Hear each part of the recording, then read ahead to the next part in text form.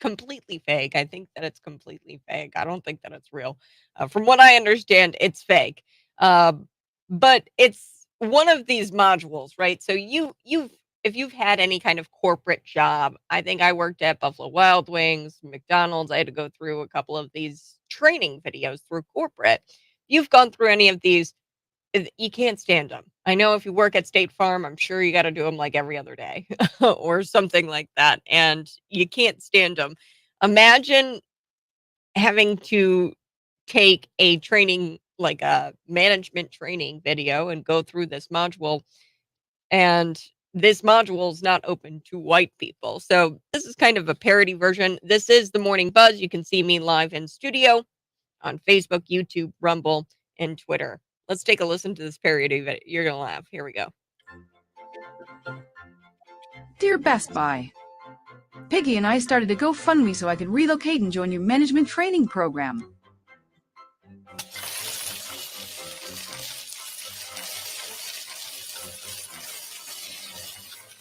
How's that sound? Sounds good. But remember, our management training program is only open to non-whites. Here at Best Buy, we believe in diversity. And as you know, diversity means the less white people, the better. The less white people, the better. And in the video, Dear Best Buy, see, all Piggy and I started a GoFundMe so I could relocate and join your management training program. White family, and they put like through the white family. So James O'Keefe, he exposed this, and how does that sound? Media group. Sounds good. But remember, our management training program is only open to non-whites. Here at Best Buy, we believe in diversity. And as you know, diversity means the less white people, the better. Candidates can't be white for the management training program, which is Dear Best Buy. All right.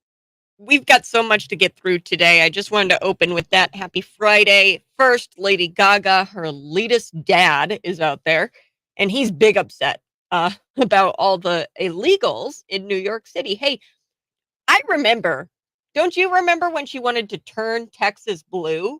Yeah, I remember when Lady Gaga said that. So here her dad is, this elitist guy, saying that he can't stand the illegals and blah, blah, blah. And it's like, wait, but you guys vote for this. I'm confused. So next, I do want to talk about Kathy Griffin. She posted another vile image. It's truly disturbing, of Jack Smith holding Donald Trump's severed head on Instagram. The post was, of course, in reference to her infamous 2017 Instagram post where she posted herself holding Trump's severed bloody head. And later we are going to be getting into Trump and some poll numbers. This is a poll. Now, I'm always hesitant to bring you polls. I always do my homework, and I only bring you polls that I find to be credible. Now, the Cygnal poll is a Vivek Ramaswamy campaign-backed poll. That's who's funding the poll. However, when you look at the number and the actual study that was done, they polled over 2,000 people, which for a traditional poll, you're looking at about 500, maybe 600 people. Your typical polls for politics, right? Your tracking polls. But this one is triple the amount. And it seems pretty credible to me. DeSantis is the only major candidate to see his support shrink since May. And I was thinking that he was going to fall behind. I've said it multiple times. He was going to fall behind Vivek Ramaswamy. Looks like Ron DeSantis has lost 11 points since May. Now, Trump, of course, is leading the way with 53%. DeSantis, 10%. Vivek Ramaswamy, 11%. I want to get into the nuts and bolts of that poll, why that happened. We've got so much to talk about. But first, I do want to ask and solicit some prayers. We have a friend. Her son is in Hawaii. Maui wildfires. From what I understand, it looks like some sort of war zone. The wildfires, it was like some brush that started on fire and it just blew up. It was a huge wildfire.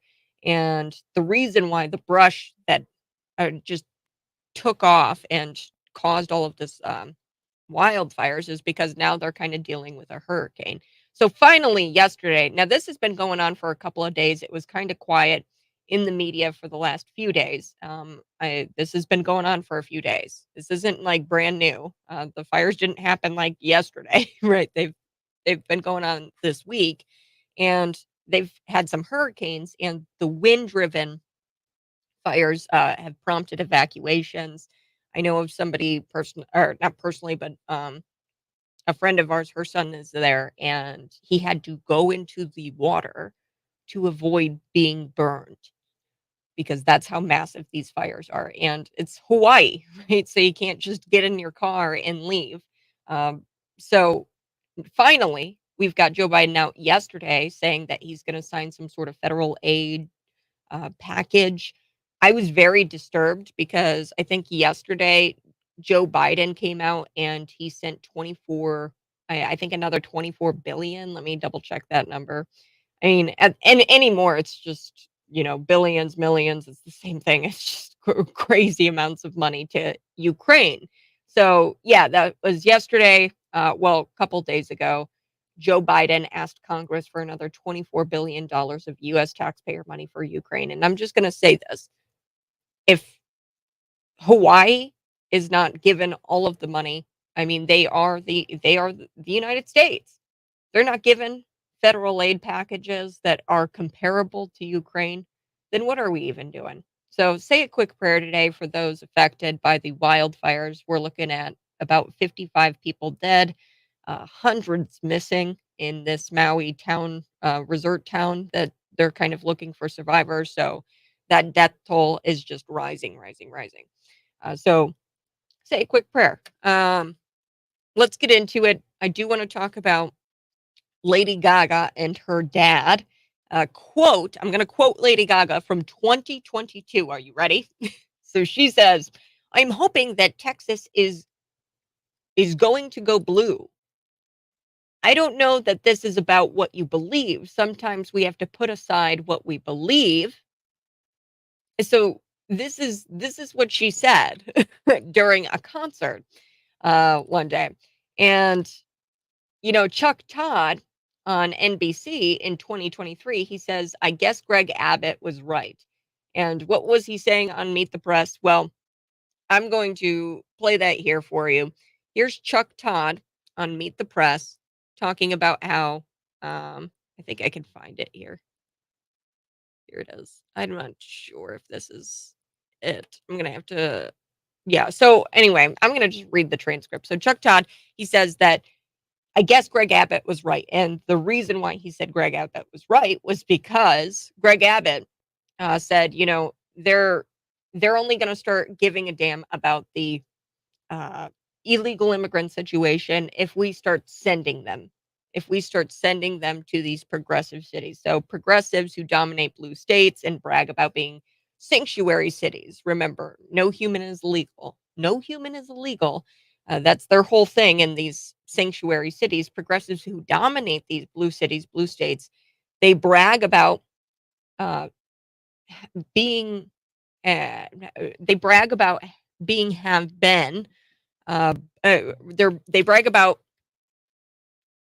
and they boast how intolerant border states are. So they brag about how tolerant they are, and then they brag, and then the red states, they say that they're intolerant, and they say that Texas is not welcoming of illegal immigrants for the last for decades. Have been saying that about Texas. That's nothing new either. But after 2 years of this border crisis under Joe Biden, Greg Abbott had said enough, and enough is enough. Fine, you can have all of the illegal immigrants that you want, and they're yours. So that's what he started to do. He started busing them from these small towns in Texas to places like New York City. He started busing them here to Chicago.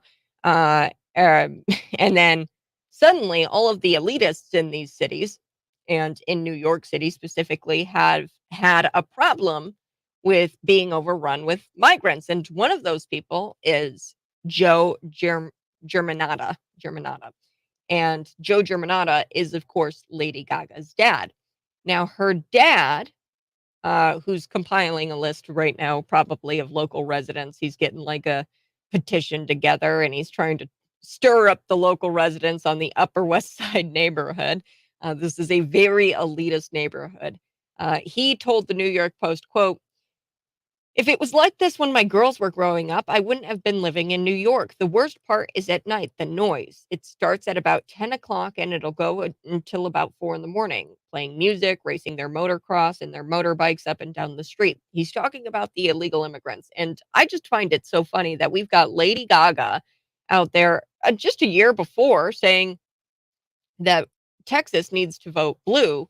And these are the policies, these Democrat policies, Joe Biden's border crisis.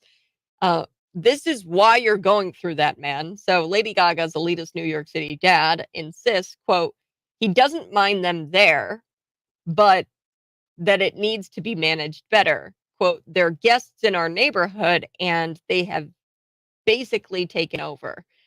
So that's what he said about these illegal immigrants. And I just find it hilarious. New York City residents who lecture the rest of America to deal with it, they don't like dealing with it themselves. So they sit there, they lecture you about how you want the border to be closed, but they want the border closed themselves. They're just not willing to admit that. Where I find the story absolutely hilarious is not Gwen Stefani, Germanata, I guess is her real name. She goes by Lady Gaga, right? Joe is her daughter. She was very outspoken about Democrats taking control of Texas politics. And the same Democrats who support the Biden border crisis that has since delivered illegal migrant undocumented seekers at the front door of her dad's elitist restaurant. That's what he's really peeved off about. He's a restaurant owner, and he's really peeved off that these illegals are camping out in front of his restaurant because he's going to lose money. So here it is, Lady Gaga at the concert where she said that Texas needs to be blue. So let's take a listen here. Here we go. From what I understand, right now, this state has a purple heart.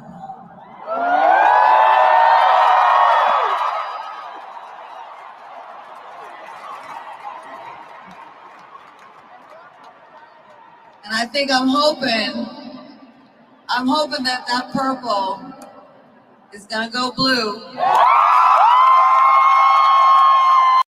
So there you have it. She's at this concert. She's saying all of that, and you know, I just don't know. It's like we're in some sort of fight, and in one corner we've got the blue corner, and that's the team of consequences and messing around. You mess around, you find out what's going to happen. Okay, you mess around with opening that border and giving illegals all of these. Giving illegals here in the state of Illinois a badge and a gun and arresting powers over United States citizens, over citizens. You give non-citizens that power. You give them all kinds of housing, money. That's messing around, and you have consequences to messing around like that. And over in the other corner, we have the red corner, and we realize that your actions have consequences. And it's like, ding, ding, ding, ding. In this corner, we've got the blue corner, and they're the team of consequences and messing around. In this corner, we have your actions and finding out. Ding, ding.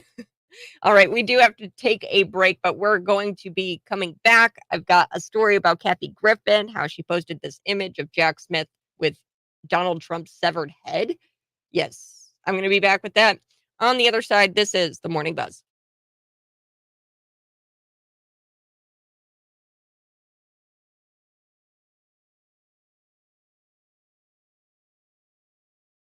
No, guys, sorry. I am like blanking this morning. I don't know why. I'm having a weird day. So I like made my coffee this morning, and I have a Keurig. So what I do is just hit the button, and I like brewed only like about 4 ounces. So they have like, I don't even know why that setting exists. Like, who's brewing only 4 ounces of coffee? Who only drinks 4 ounces of coffee at a time? So I hit the 4 ounces button, and then I was like, what? And I was like, what happened to my Keurig? I thought it was broken. And I was like, oh, maybe I just didn't hit the right thing. So I sent it through again, and then I got the entire ounces. And oh man, it's just been a weird morning, but it's Friday, so we can relax a little bit. It's Friday. It's a good Friday. God is good all of the time. Wake up, pray up. We've got a lot of things to cover, specifically this Kathy Griffin story, and there's so many different things that I want to talk about when it comes to this story because there's that 75-year-old elderly man. I'm sure you've heard about it. He was in Utah. He was killed during an FBI raid over Facebook threats against Joe Biden. Now, Craig Robertson was shot and killed at about 6 a.m. on a Wednesday morning during this FBI raid. Now, the body cam footage, what happens, they explode the door open and they bust in and they start their raid. But then what happens, folks? The camera goes black. We don't know what happened afterwards. They say that, you know, they engaged him and they didn't even say really in the report that he fought back or that he was armed. So I don't know if he was armed. Now, look, the 75-year-old man, a complete whack job. Okay, I was reading through some of his posts and I was thinking to myself, whoa, this guy is a complete whack job. And yes, if he's making threats against the president of the United States, he needs to answer for that. Just like I think Kathy Griffin needs to answer for her posting a picture of Donald Trump's head severed, okay, in her hands. Like, that's kind of insane. This man is elderly, okay, so who knows what he's going through? He's 75 years old. That's pretty old. And he's taking care of a disabled son. So he's probably very mentally ill. I question whether this was needed. And not to mention, this kind of sets a very bad precedent. Threatening people, right? There has to be now, from what I understand, and I'm not a cop or an attorney, but when you threaten somebody, there has to be a clear, like, indication that that's a threat because there has been people who say, "Oh, just kill yourself," or something like that. Or, um, there have been things where people say things that are very distasteful. Believe me, I think that that was the worst joke. It was a running joke for, like, I don't know, the majority of my life. All my friends would just say, KMS, KYS, kill yourself, kill myself, stuff like that. And it's very gory and it's wrong. I'm not saying that it's not wrong, but it's not illegal to have vulgarity. Now, he was saying in his post that he wanted to snipe Joe Biden. So I don't know. I'm not an attorney if that reaches a level of threat that is, but we'll have to see. I don't know. I'm sure there's going to be more that comes out about this. But point is, the guy was elderly and he was clearly deranged. He had an issue, and I'm just wondering if this was some sort of warning, like, or some sort of like, let's see if this is something we can get away with. Shooting this guy for making these very vulgar posts on Facebook. I don't, and my question would be, why didn't Facebook ban him? You know what I mean? And if he's making these posts consistent, I mean, he was making them for a couple of years, and he was on the FBI's radar in March of this year, and they've been looking at him since March. My question would be, why didn't Facebook take him down? Also, it's been reported that the FBI went to his house previously to this raid, and he was very welcoming of the FBI and, like, cooperative. Not very welcoming, I shouldn't say that, but more cooperative. He didn't, like, take a shotgun to the FBI when they knocked on his door the first time. So I don't know what happened the second time. So I don't know. You should be able to say vulgar things on Facebook. Now, what he was saying was borderline, like, definitely threatening Joe Biden. I don't know what the degree is, as far as legally, if it reaches a level of, threats to go after them. He was being charged with stuff. What I what I would have done is just take the guy's computer away. I don't know if he was actually going to go out and snipe Joe in Utah, and if he had plans, and if there was some sort of evidence of those plans to carry out some sort of assassination, and if there were plans or evidence that suggests that he was going to carry out an assassination, yes, then he needs to be brought to justice in some sort of way. And if that ended in him being shot by the FBI, then so be it. But I'd be curious if this guy had a gun. We don't know if he had a gun at the time of the raid. So we're going to get into that story here coming up in just a little bit. Please just smash the like button and share this out with your friends.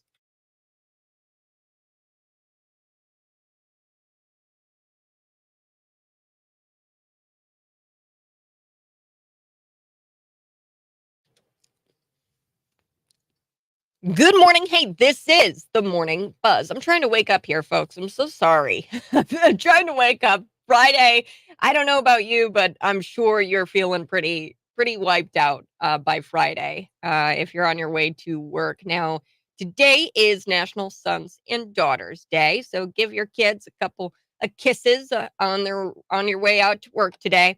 Um, it's also Play in the Sand Day and Mountain Day. So, Play in the Sand Day, I actually have this really cute baby cousin. She's got bright strawberry red hair, and we dug out the sandbox that my brother and I used to play in when we were kids. It's a little turtle sandbox, and we dug that out, and my mom's been filling it with sand because she's starting to get older, and she's going to play in the sandbox. And today is Mountain Day. I'm very excited to announce I am going to be going on a quick vacation, but we're going to have amazing programming for you come August 28th. That week, I will be out and I am going to go see some mountains in the Tennessee mountains and in South Carolina. So much needed vacation. So today is a good day to play in the sand or hike on a mountain. It's kind of hard to do in the state of Illinois. All right. Do want to discuss a little bit more about this Kathy Griffin story. And there's so many different things about this story, especially considering the other story that I'm going to be talking about today. This 75-year-old man from Utah who was killed by the FBI during the raid over Facebook threats against Joe Biden. I've read the Facebook threats. Wowza, this guy was deranged. He had clearly some sort of mental disorder. Something was not clicking. He was 75 years old. Did he have dementia? Who knows? Was he going through some sort of um, disease? I don't know. But yes, some of these threats that he made on his Facebook page reached a level of concern. I will say that. But the FBI came to his house at 6 a.m. in the morning and shot him. And there's been some videos that were released. And what's really concerning is that the video goes dark as soon as the FBI busts into the door. There's like a quick explosion of getting into the door. They raid the home, and then the video goes black. So we don't know if he had a gun or not. Craig Robertson, we have no idea if he engaged or if he was just shot in his bed. Who knows? I don't know yet. That's what I'm saying. There's a lot of questions, and I mean that. Like, I have questions. So one thing is why didn't Facebook take down these posts as they were made? You know, I make one post, it was a meme, and it was Hunter Biden in a scarf and some underwear, and I posted that meme, and I got knocked off Facebook for like a month or so because I guess it was like harassment of some kind, posting him in his underwear with the scarf on, nothing but a scarf and some underwear.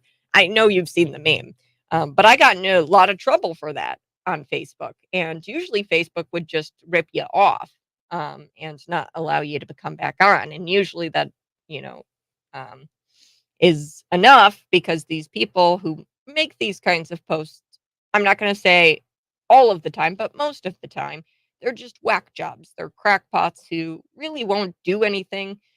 But you see it on both sides of the aisle. Okay. So Kathy Griffin, she is holding up a picture or posted a picture back in 2017 of herself holding up a severed head of Donald Trump.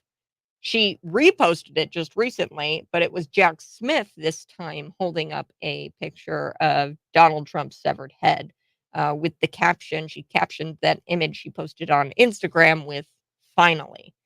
Um, so she was banned on Twitter over the image she had posted on 2017. Uh, in 2017, and then she was reinstated after Elon Musk took over the platform and renamed Twitter X.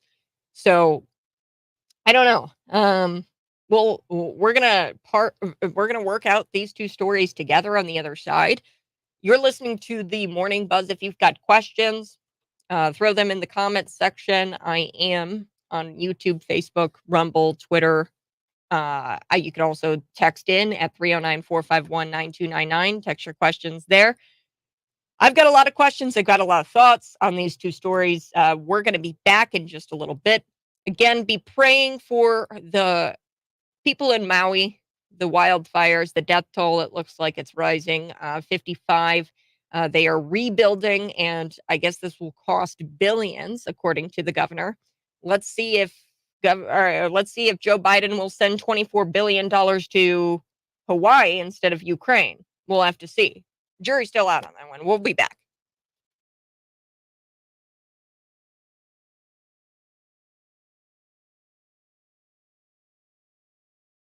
Hey, good morning. I'm waking up. I'm waking up. Are you waking up? So we are going to be talking about Kathy Griffin, Craig Robertson, how the two stories are pretty similar and how they both ended very differently. So Kathy Griffin, she was banned on Twitter, and Craig Robinson wasn't banned on Facebook for his comments. And he ends up dead. Kathy Griffin is not charged with anything. She, in 2017, was threatening the president, I would say. Now, like I said, I don't know the legality of what reaches the threat. From what I understand, threatening somebody has to be like actually threatening somebody. You have to have a plan to execute out that threat, and there has to be evidence that you are like planning some sort of an attack. And because we don't want to muddy free speech.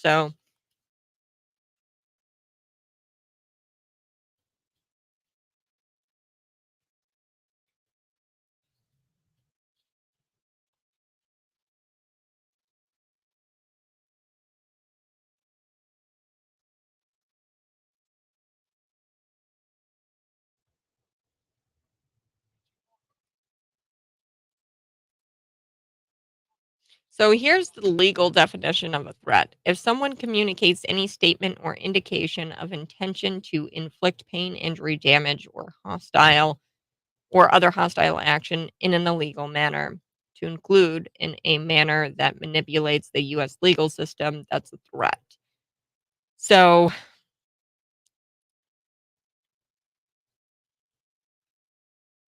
um yeah, so they can't be vague. It can't be like, "Oh, I'll get him," or, these threats can't be vague. From what I understand, I mean, he said very specifically he's gonna dress in camo, he's gonna grab a sniper, and he's gonna snipe Joe Biden. So I'm not saying that the FBI or some sort of federal law enforcement shouldn't have gotten involved.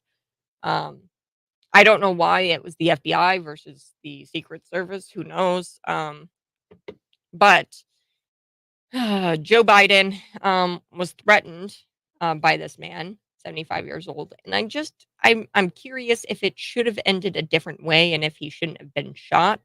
He's elderly. I mean, somebody pointed out in the chat. I don't know how true this is, but Pam, I believe you. 5'4", 300 pounds. The reason why I believe you is because people who sit on their computer all day posting that kind of stuff typically overweight. He's definitely not got a lot going for him. He's 75 years old. Not saying he was a good guy. To get out there and threaten the president of the United States is kind of a big deal. However, like I said, I don't know why he wasn't banned off Facebook. There's a few things. The video, it cuts out when they raid him. Um, so we can't see if he had a gun or not. So I don't know.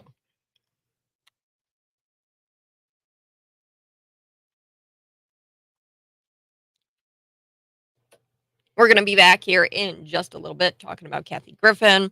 Also in the UK, these police officers, they arrested and really manhandled this poor girl. She's only like 16, and she's autistic, and she was arrested for telling the cop that she looked like her nana, who is a lesbian. So apparently that was very um, offensive.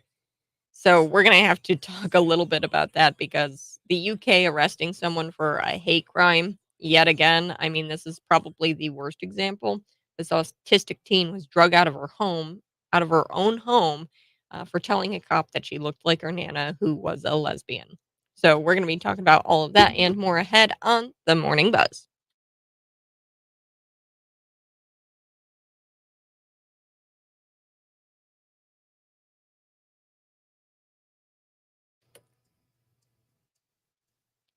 Good morning. Hey, this is the Morning Buzz, and it's a Friday morning, 6:37 a.m. Lady Gaga, her elitist dad, big mad. He's super upset about the illegals in New York City. But hey, I think you and I both remember that Lady Gaga, during one of her concerts in 2022, said that she really wants Texas to go blue, and she was hoping Texas would go blue. And I just find it hilarious, this story hilarious, because these people, they're like, "Oh, yeah, we're all for sanctuary cities. We want, to become blue states. We want to be progressive. No human is illegal." And then all of a sudden, when it's on your doorstep and when they're camping out, so he owns a restaurant, Lady Gaga's dad, and these illegals are camped out in the front of his restaurant, and he's big mad about it because he's not going to be making money.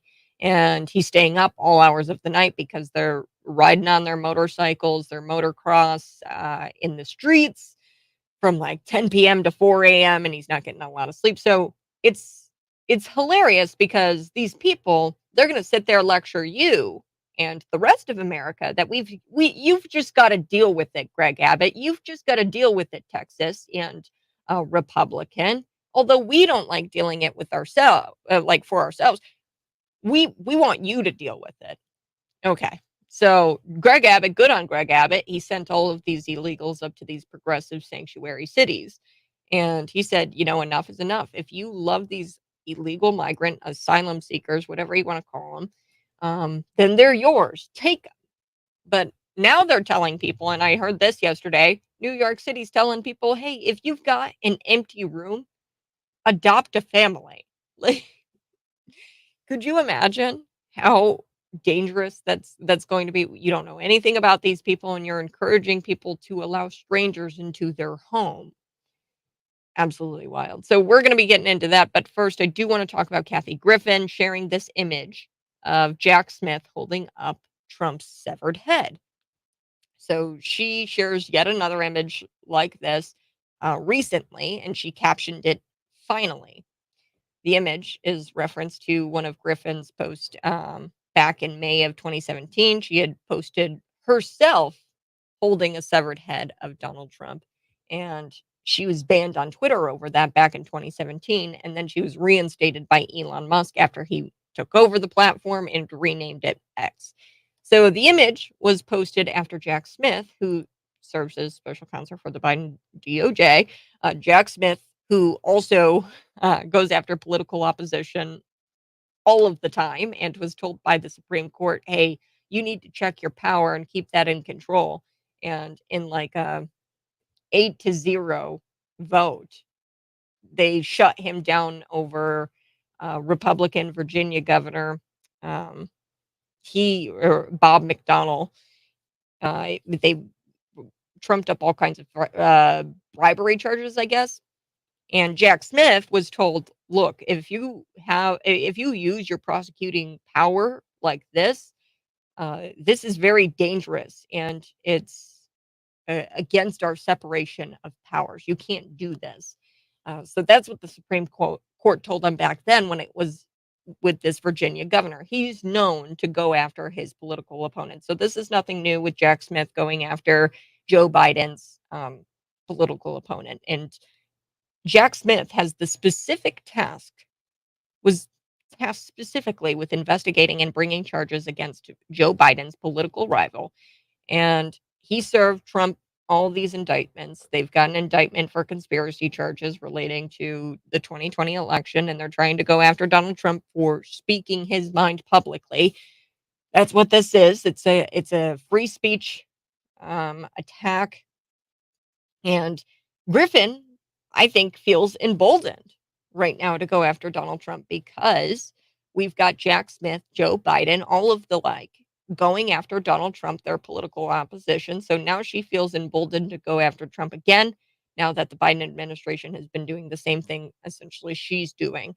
Um, she was canceled for her initial post, uh, but she originally, like, that's the thing. It was like a Halloween mask, and she bloodied up this Halloween mask. Like, this was really kind of crazy. She posted this picture of herself, and she joked about brutally assassinating the current head of state because that was in 2017, and she was threatened with charges for conspiracy to assassinate the president, and she was put on a no-fly list temporarily. Griffin, who outright hated Trump during his presidency, is now celebrating his political prosecution, which makes sense, right? What ticked Griffin off the most about Trump, causing this decapitation image, was when he made comments about Megyn Kelly after she moderated a presidential debate. So, what did Trump say? He said that there was blood coming out of her eyes.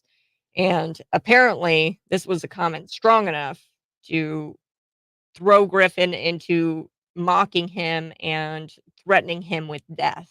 Okay, so the criticism against Griffin came from both the right and the left at the time. We both said, this is crazy. Griffin claimed that it was a joke, and then she kind of apologized uh, because she lost her spokesperson deal with Squatty Potty. Squatty Potty, I guess she was the spokesperson for Squatty Potty, and she lost her appearance on the CNN annual New Year's broadcast with Anderson Cooper, sorry. And then she issued a tweet and apologized, but then she came back and retracted that apology. So clearly something mentally ill, this is mentally ill people doing mentally ill things. That's what I'm going to chalk this up to. Now, I do want to talk about this 75-year-old out of Utah. This elderly man. The man, is Craig Robertson, and he was killed at 6 a.m. on Wednesday morning. He's 75, and the FBI raided his house because Craig Robertson was making threatening posts on his Facebook page towards President Joe Biden, much like Kathy Griffin had been doing with President Trump. She was placed on a no-fly list, and those charges never came out to be anything. There was some charges against her for conspiracy to assassinate the president, but those never came to kind of fruition. She never served time or anything like that. So Craig Robertson had made threats prior to Joe Biden's trip to Utah, and he had made posts saying that he needed to prepare with a rifle and camouflage. And Joe Biden was briefed about this man in Utah before he went to Utah. Now, the FBI came out with a statement saying the incident began when special agents attempted to serve arrest and search warrants at the residence. The subject is deceased. The FBI takes all shooting incidents involving our agents or task force members seriously. So they don't blatantly come out and say that he was armed and that he attempted to shoot FBI agents. But they do say that the FBI takes all shooting incidents involving our agents or task force members seriously. So I'm thinking that's why they're trying to say that he shot at them, but they don't come out and like specifically say that he was armed and that he shot at FBI agents. They kind of said shooting incidents involving our agents. Okay, well, involving your agents were the agents doing the shooting or were they being shot at? Question I have. Why in the report does it not say that he was armed? He's 75 years old. He's making threatening statements about sniper camouflage on his Facebook page. One statement said, "Blue states will never take over our country. The armed red states will revolt and execute every Democrat politician." Whoa. Crazy. Mentally ill people doing mentally ill things. Okay, that's clearly what this is.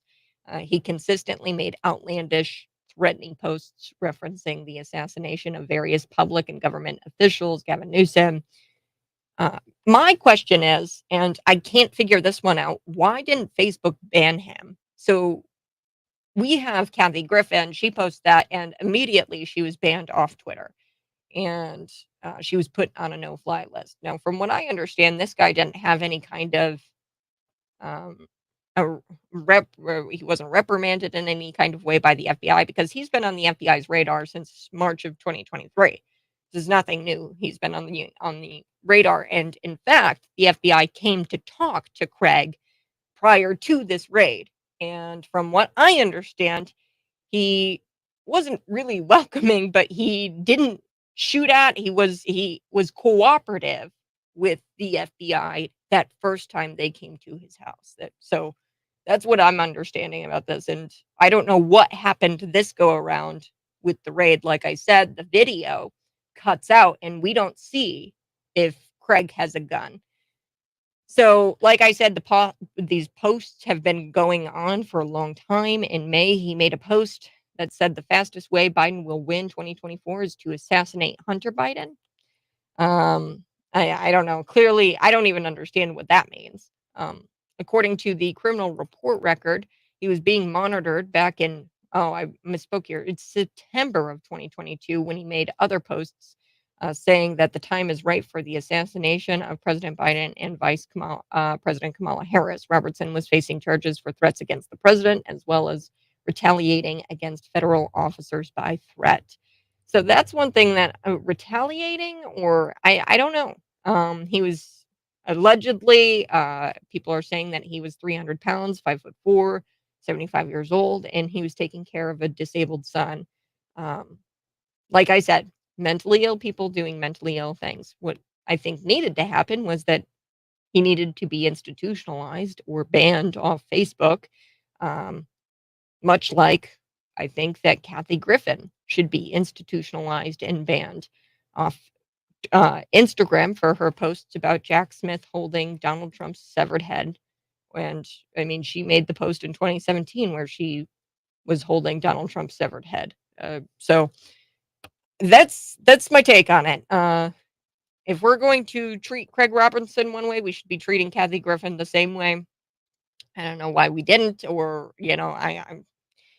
and I sure hope that we get some answers to these questions. And yeah, it'd be interesting to see all of the footage that was in that raid, but we don't have it. So I'm going to be back here talking a little bit about the UK. They arrested this autistic girl. So what did the autistic girl do? She looks at this officer in the park and she says, "You remind me of my Nana, who's a lesbian." So apparently that's a hate crime. So they drug this autistic teen out of her home for telling the cop that she looked like her Nana, who it was a lesbian. So we're going to be talking about that here next on The Buzz. See me live on YouTube, Facebook, Twitter, and Rumble.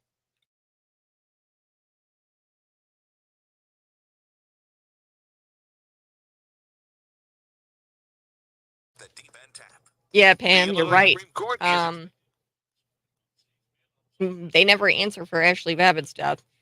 Hey, if you're watching right now, go ahead and smash that like button. We're going to be coming back. I've got a few stories that I need to hit. The UK one, plus I do want to get into how Joe Biden might be declaring a climate state of emergency, a national emergency with respect to climate change. Joe Biden also touched this female reporter. He got very touchy with her, handsy, and brushed a bug off of her chest, allegedly. So Stephanie Abrams was asking Joe Biden about the national emergency he's supposed to be issuing.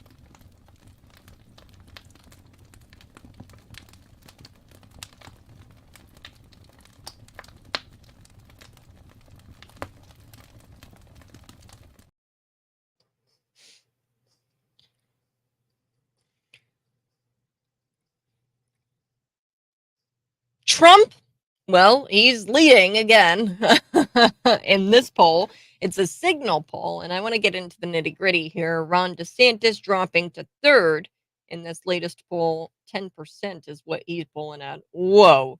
DeSantis is the only major candidate to see his support shrink since May. He's lost 11 points since May. And I have a couple of theories why he's losing now. The Cygnal poll, full disclosure, it's backed by Vivek Ramaswamy's crew, his campaign. However, you look into the numbers of this thing, and I think that it's a good poll because it's like triple the sample size. You want to look at the sample size. It's like triple the sample size of what normal tracking polls go for. So this is 2,000 people that they looked at, and Trump is running away with this thing at 53%, DeSantis dropping, then Vivek Ramaswamy coming in at 11%. So he's just above Ron DeSantis. So I would take Vivek Ramaswamy's numbers, though, with a grain of salt, considering that this is a Vivek Ramaswamy backed poll. We did talk about Kathy Griffin making some nasty posts, specifically Jack Smith holding up the severed head of Donald Trump. Deeply disturbing. I would hope that she gets the help that she needs. That's mentally ill. Mentally ill people doing mentally ill things, much like Craig Robertson, who was making some Facebook posts that were threatening Joe Biden. But he was killed at 6 a.m. on Wednesday, and there were a few things that concerned me. We don't know if he was armed or not. We don't know what changed because Craig Robertson had been visited by the FBI prior to this raid, and he was cooperating with the FBI. I don't know why he wasn't banned on Facebook. Typically, when you make insulting posts, if I even shared a meme of Hunter Biden in his underwear, there's this infamous picture out there of Hunter Biden in his underwear. It's hilarious, and he's got like a little scarf on. I think it's funny, and I shared a meme about that, and I got taken off Facebook for like a month.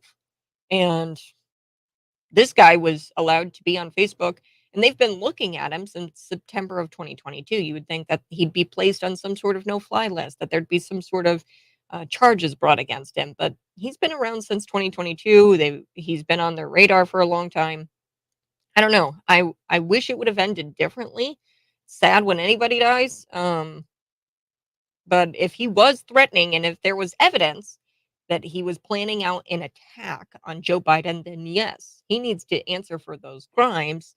And if he was engaged in some sort of shooting incident with the FBI agents when they came to serve him some sort of arrest warrant or search warrant, then yes, in that kind of situation, the FBI agents would have to shoot to kill if he was shooting at them or had some sort of gun or threatened the FBI agents.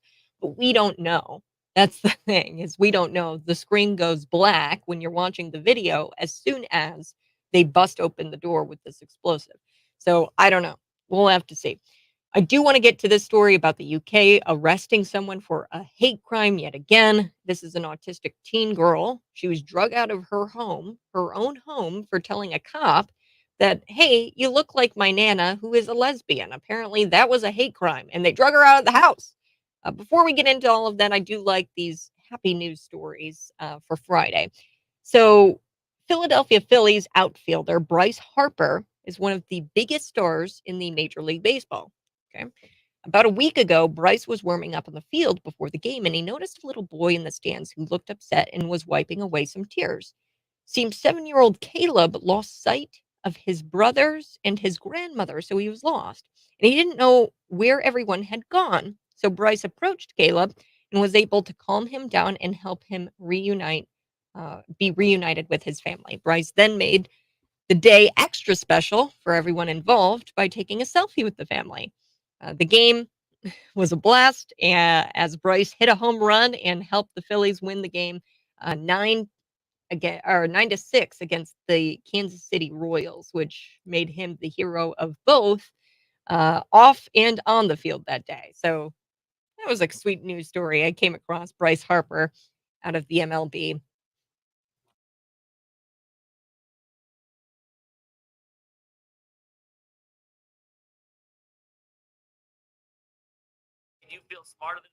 Good morning. Hey, let's take a poll. Who are you voting for in the primary? Donald Trump, Vivek Ramaswamy, Ron DeSantis, Mike Pence? I'd be curious.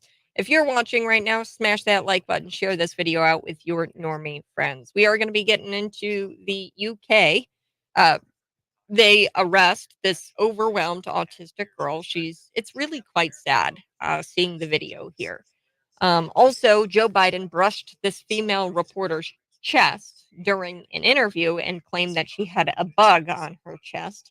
And he goes, "You've got a bug on you." And he brushed the bug off her chest. Totally inappropriate. But it's Joe Biden. And one thing so last night, um, this is really funny. Now, hear me out. Hear me out. I came across pictures of Joe Biden. Now, this has been a conspiracy theory that has floated around on the internet forever, that Joe Biden isn't a real person and that it's some sort of robot or some sort of skin suit. Okay. So I don't necessarily believe all that. That'd be kind of crazy. But there is something to be said about Joe Biden's earlobes. So if you look at older pictures of him, his lobes are detached. So people have detached earlobes and attached earlobes. So if you look at older pictures of him, he has detached earlobes. And the newer pictures of him, and I've actually figured out the timeline when his ears changed. And I'm thinking that it's because of some sort of stroke that could have happened between this time frame. Are you ready? January 2017 to November of 2017. Within that stretch of time, I think that the guy had a stroke and nobody's talked about it. Now, we do know that Joe Biden has had brain aneurysms. Um, Now, I'm not too sure, but there's one side of his face where the earlobe appears attached and the other side is detached, his earlobe. And it was a dramatic change from 2016 to 2017. So I've gone through some videos. We looked at some videos, and I'm thinking to myself, I think this guy had a stroke in 2017. Um, and he did. He was on some sort of hiatus between that time period. We didn't see much of Joe Biden during the presidency in 2017. So I don't know. Smash the like button if you've noticed that Joe Biden's ears look funny. And you can go out, just type in Joe Biden earlobes. You can find all kinds of images of what I'm talking about. People have said that the reason why that is because it's not actually Joe Biden and he's in some sort of suit. Uh, but some sort of man is in a suit pretending to be Joe Biden. I don't think that's true. However, something did happen to change his appearance in a very drastic way, and I think it was because he had a stroke during that time period. So check it out for me if you're interested. But my point is he's up and he's talking to this reporter. He brushes the bug off her chest. There's something that doesn't click with Joe Biden when it comes to social skills, when it comes to being able to communicate effectively. And I was reading about brain aneurysms. What happens is, a brain aneurysm is almost like a mini stroke. It's like where you can have a bulging of this artery and it could eventually rupture. And that's what a brain aneurysm is. It could be the bulge, it could be just this weakening of that artery. Now, a stroke is a sudden rupture of that artery. So I don't know if he had a stroke or not, but the ears and this side of his face is like drooped down where it almost looks like his earlobe is attached to his neck. And sometimes people have that. It's a hereditary thing. You either have detached lobes or not detached lobes. Uh, Detached or attached lobes. There you go. Smash the like button. We're going to be talking about Lady Gaga's Elitist dad, all upset about the illegals, plus Joe Biden and his weird encounter with this woman, Stephanie Abrams. He also is talking about possibly issuing some sort of national emergency in the name of climate change. Bizarro. Uh, I'm not shocked if he does that because clearly they need something before the primaries or something before the election to rile people up. So we'll have to see what happens.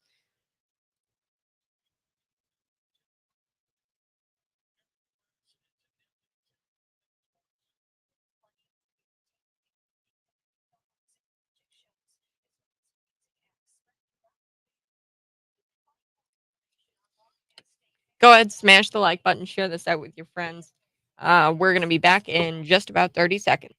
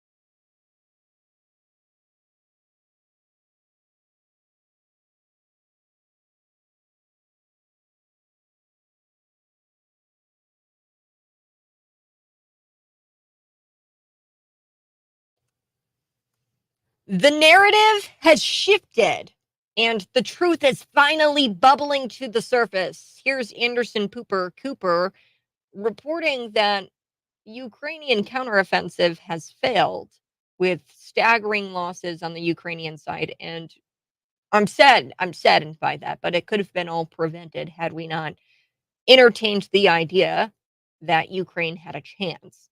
No amount of NATO training, no amount of Western weapons, much less, 8 weeks of it, can allow them to mount to any kind of semblance of an offensive against the Russian lines.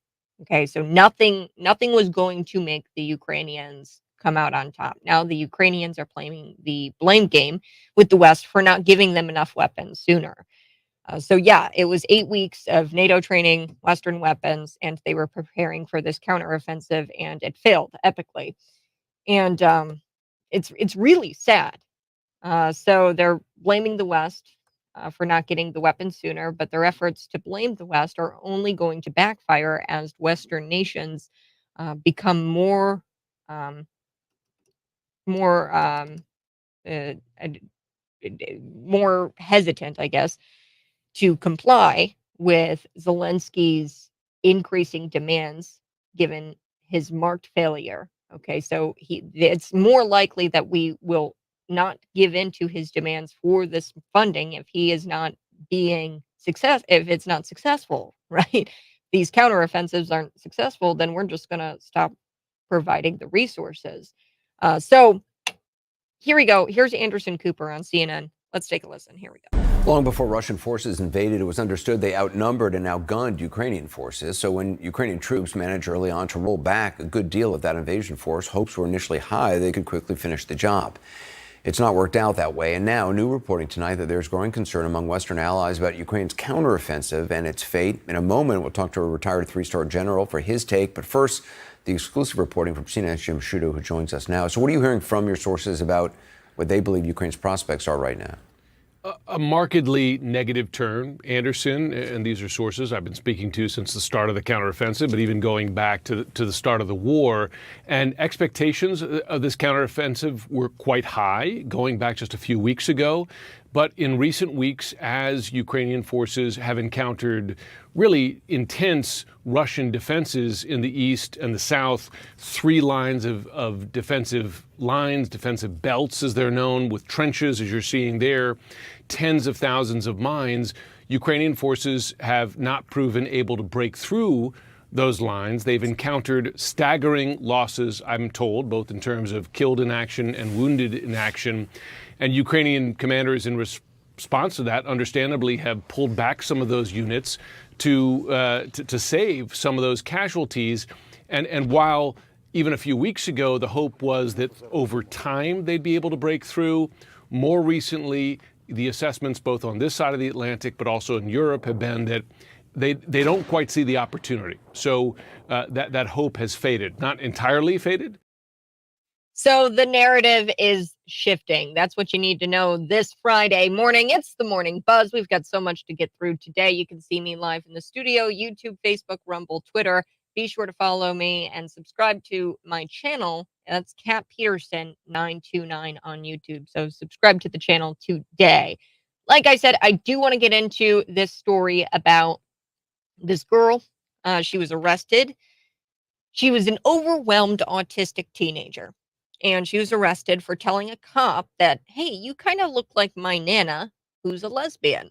We're going to get into that. Plus, Joe Biden brushing up against a female reporter's chest during an interview, claiming she had a bug on her.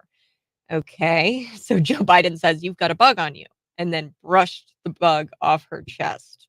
Bizarro. So we're going to be talking about all of that and more ahead on the Morning Buzz. Mark the date. We have the worst example of the UK police arresting someone for a hate crime. Autistic teen girl was drug out of her own home uh, for telling a cop that she looked like her Nana, who was a lesbian. So apparently that was a hate crime.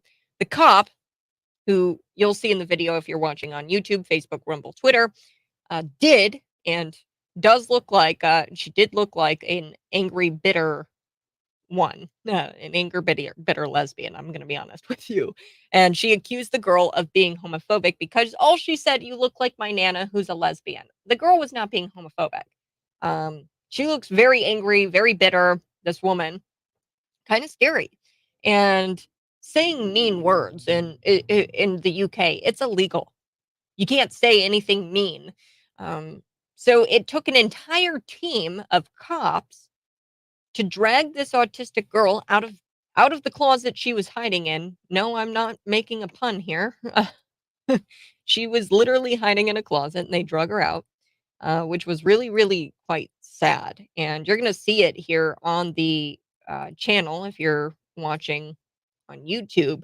But essentially, what goes down, this is a viral video from the teen's mom. She posted it and she said, this is what police do when dealing with autistic children. My daughter told me the police officer uh, told me that the police officer looked like her Nana, who was a lesbian.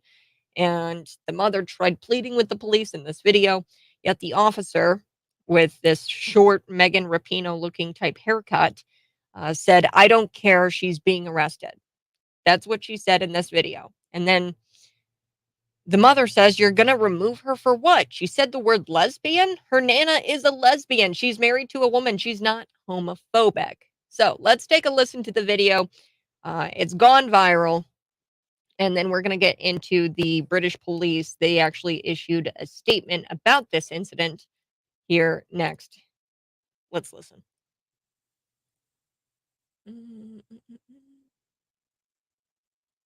If this is going to play, I don't know. Yeah, I don't know. I don't think it's going to play. That's okay. We're going to try to get that going. But like I said, I told you about what was in the video. They're dragging her out. The girl also suffers from scoliosis. And, you know, the mother was trying to communicate that she has autism and that she has scoliosis. And you can't just drag her out of this closet that she's in. She's hiding from them.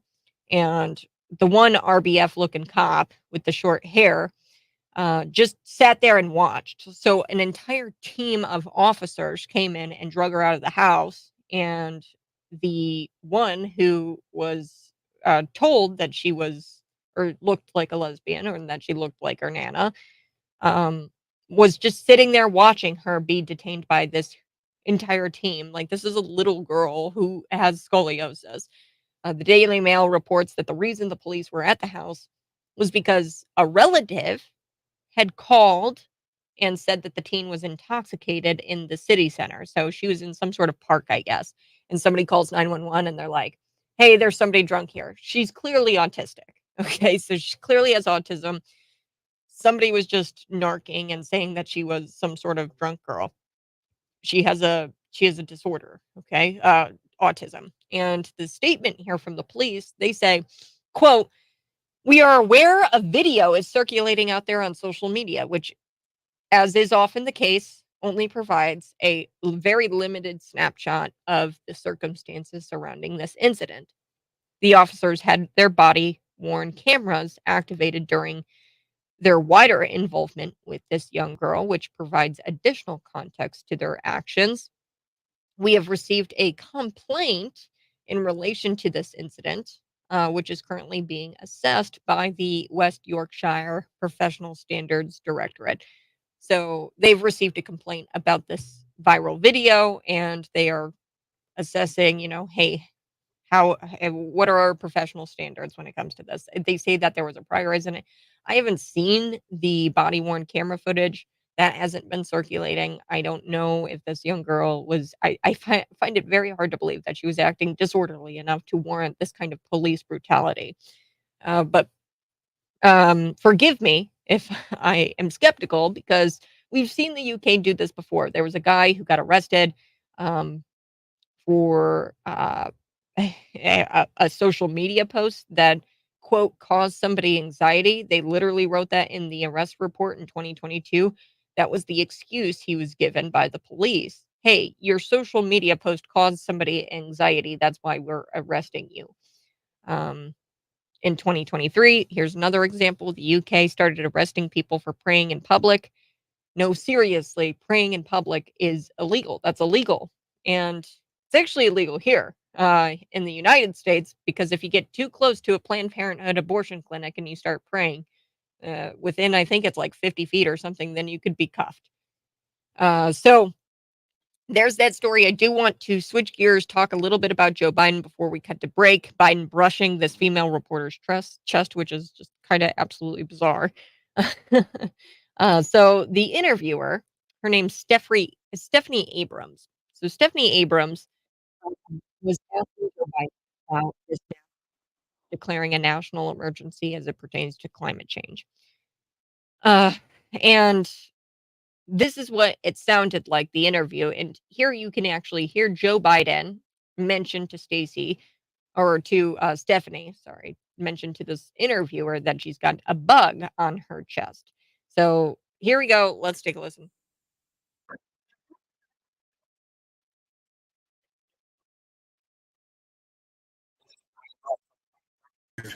Moved and we rejoined the Paris Climate Accord. We passed a $368 billion climate control facility. We're moving. It is the existential threat to humanity. So you've already declared that national emergency? Well, in practice, you got a bug on it. Oh, thanks. Appreciate it. So you've already declared that national emergency? Practically speaking, yes. Yeah. Are you prepared to declare a national emergency with respect to climate change?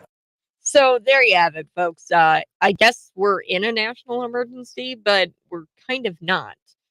Before I get into that, let's talk about how he mentioned that there was a bug on her shirt and how he got a little handsy and brushed the bug off the reporter's chest.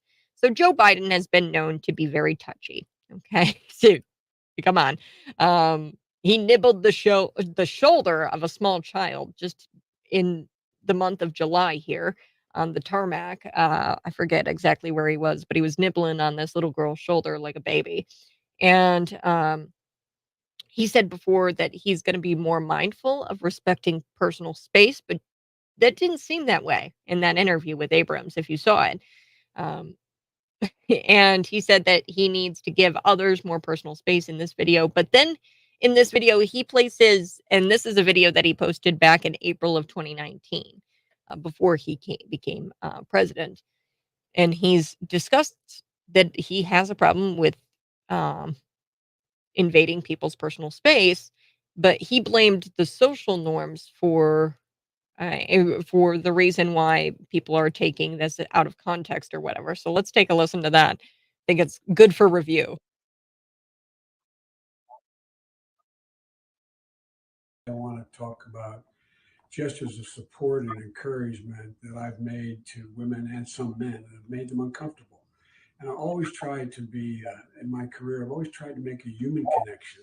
That's my responsibility, I think. I shake hands, I hug people, I grab men and women by the shoulders and say, you can do this. And whether they're women, men, young, old, it's the way I've always been. It's the way I've tried to show I care about them and I'm listening. And over the years, knowing what I've been through, the things that I've faced, I found that scores, if not hundreds of people have come up to me and reached out for solace and comfort, anything that may help them get through the tragedy they're going through. And so it's just who I am.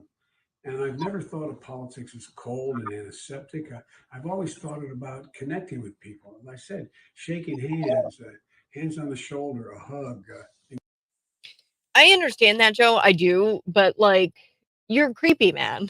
Like you don't. And today maybe you've got some truth to that. Maybe there is some truth to that social norms are changing. We've got somebody they commented and I want to address it. Although Uncle Joe is often creepy when you say brushed off her chest, you make it sound like he touched her breast. He essentially touched her on the shoulder. There's no reason for Joe to be touching any kind of reporter. It's inappropriate. You can tell somebody, like, for example, right? I think there's something that clearly doesn't click in Joe Biden's head, and he doesn't read social cues or pick up on social situations. If somebody has something in their teeth, do you go up and start picking at their teeth? No, of course not. Uh, him being in this position of president, he needs to be careful, and he has a history of touching people. He acknowledges that. He should have said, "You have a bug on your shirt," and pointed maybe to his own shirt where the bug was at. "You have a bug on your shirt," or something like that. I don't know. I just found it really creepy. I think it was way too close for comfort when I watched him brush off that that bug. But more so, what was said. He declared climate change a crisis and dubbed it an existential threat to humanity. He's done that before, and he said that it is a national emergency, that we are in a national emergency when it comes to climate change, but I don't think he really understands what that is. So to emphasize to Abrams that his administration was taking action to treat climate change as a crisis level threat, he said that we've conserved more land, rejoined Paris climate accords, we've passed $368 billion to build this climate control facility. And he goes, it is an existential threat. However, in terms of official declarations for public health, the U.S. Health and Human Services under Joe Biden's administration has yet to make climate change an official national emergency. So it's not official national emergency. So he's wrong when he tells the reporter here, Stephanie, that we're in a national emergency. We're not, because there's actual official declarations that you have to make with the Health and Human Services. So we're going to be back here on the Morning Buzz. Speaking of climate change, Mayor Chris Coos out of Normal saying that, screw your money. Being economically feasible is not a priority because climate change requires immediate action. That's what he said when he, along with other people on the council, passed this electricity only uptown development. More on that coming up. This is the Morning Buzz.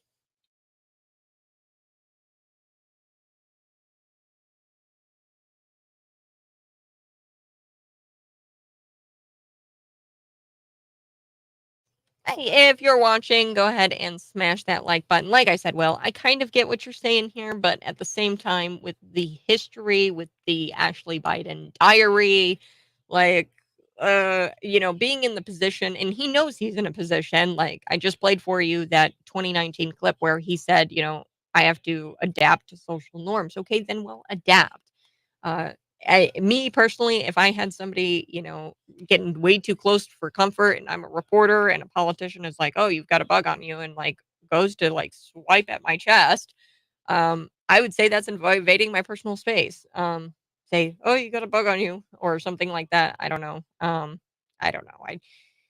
It's a weird situation considering Joe Biden's past. If it was any other person, it probably wouldn't be that big of a deal, but it's Joe Biden. And this is just him being creepy old Joe.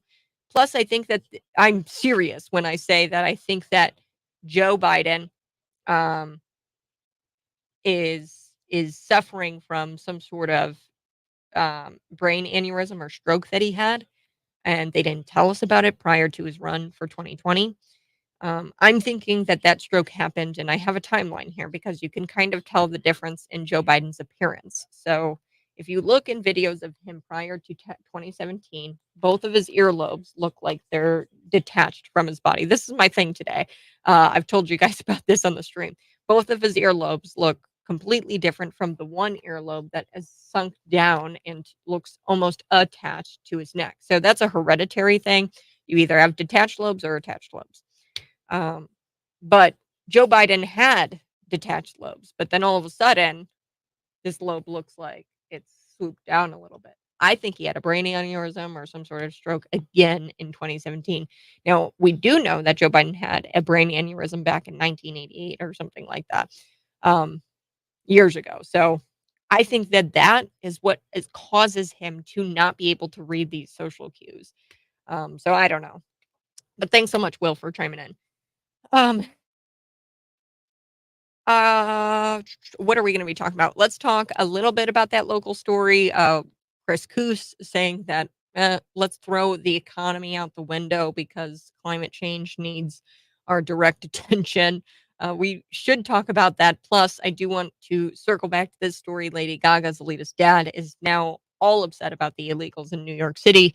And I want to point out, hey, you guys remember when she was on stage and she actually straight up um, said, quote, "I'm hoping that Texas is going to go blue. I don't know um, that this is about what you believe. Sometimes we have to put aside what we believe." I'm going to just throw this in the comment section so you can actually see what she said in 2022. I've got her direct quote here. Um, she said this at a concert, and I just find it hilarious. I mean, these people are so out of touch with how the policies have consequences. These Democrat policies are the consequences that you don't like. Okay. Her dad doesn't like these immigrants sleeping outside of his restaurant and nobody coming into the restaurant to eat. And he's an elitist and he's like, oh, I hate these illegals. And it's like, but wait, you yell at me to vote Democrat all of the time because you want to open the border. You want no human is illegal, right? These are the things that they say, but they don't actually believe them because when it's at their back door, then it's a big problem. So we're going to be talking a little bit about that. Plus, this poll, I do have it. Ron DeSantis sinking. Um, a new national poll conducted by Cygnal has found that Donald Trump continues to dominate the field in the Republican primary contenders. Entrepreneur Vivek Ramaswamy has overtaken Ron DeSantis for second place. Um, Now, since May, Trump has gained 1 point, coming in at 53%, while Ramaswamy has shot up 6 points to 11%. DeSantis is the only major candidate to see his support shrink, coming in at 10%. That's losing 11 points since May. So big deal. Iowa Iowa caucuses. They're scheduled to begin on January 15th, and that is like where the first contests in the race for the nomination. Like that is the first contest. So it'll be interesting to see what happens after the caucus.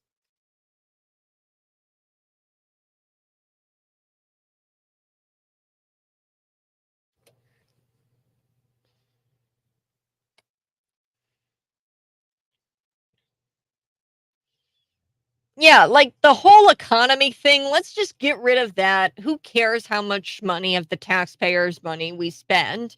Doesn't really matter in the grand scheme of things because climate change is it's something that requires much more immediate action. Okay, Chris. Chris Coos, the mayor of Normal, he is quoted in this council meeting saying that being economically feasible for the developer of this Uptown South project is no longer important because climate change requires immediate action. Nice.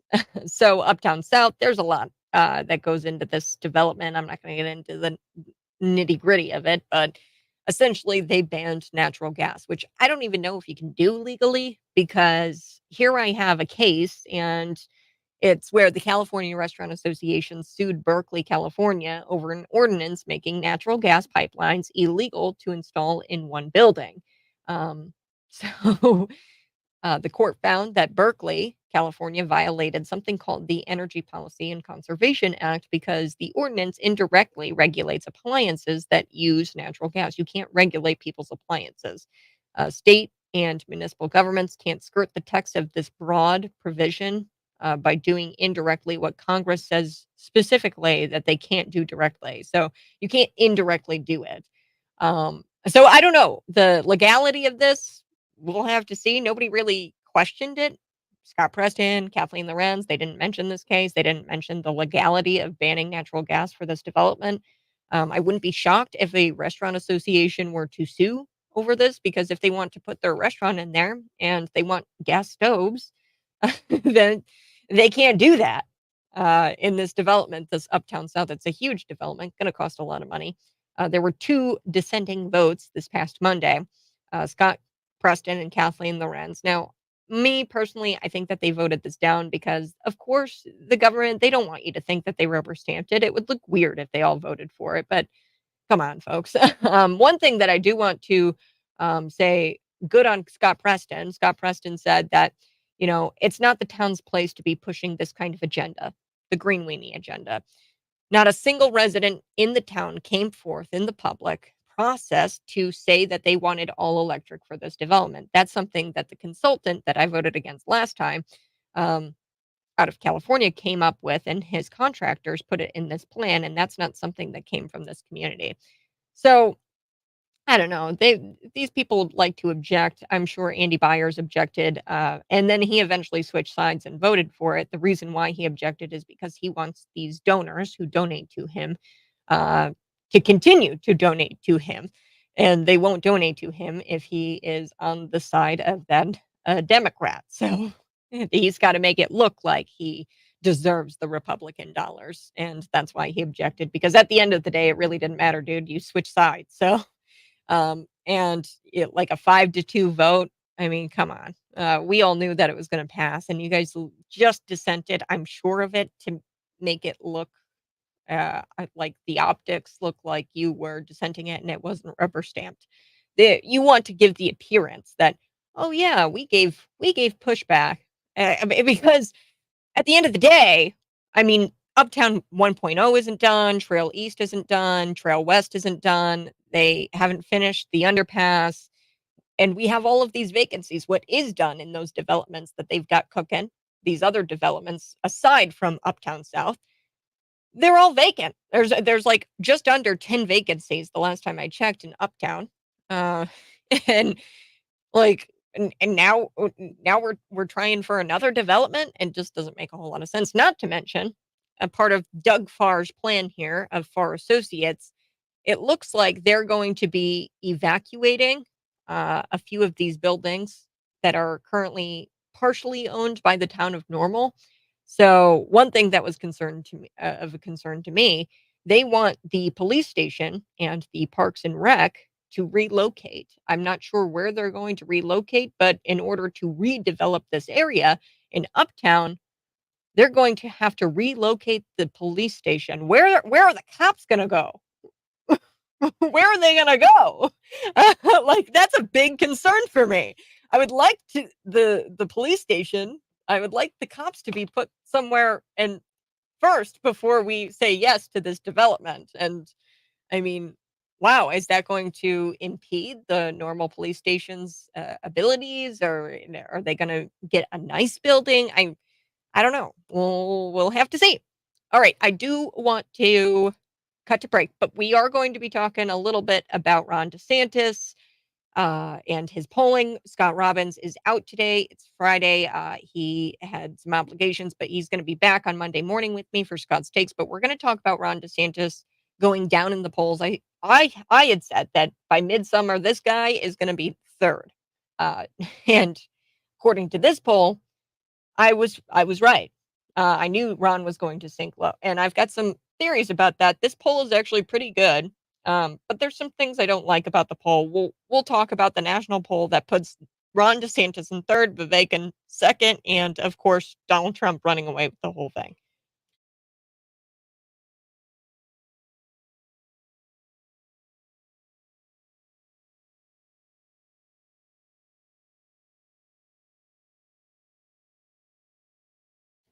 Good morning. Hey, thanks so much for tuning in. I so do appreciate it. Be sure to smash that like button and share this out with your normie friends. It's so important that you Um, Share this out with your normie friends. Get the message out there. And real quick, I do want to show you guys something. I'm going to share my screen with you.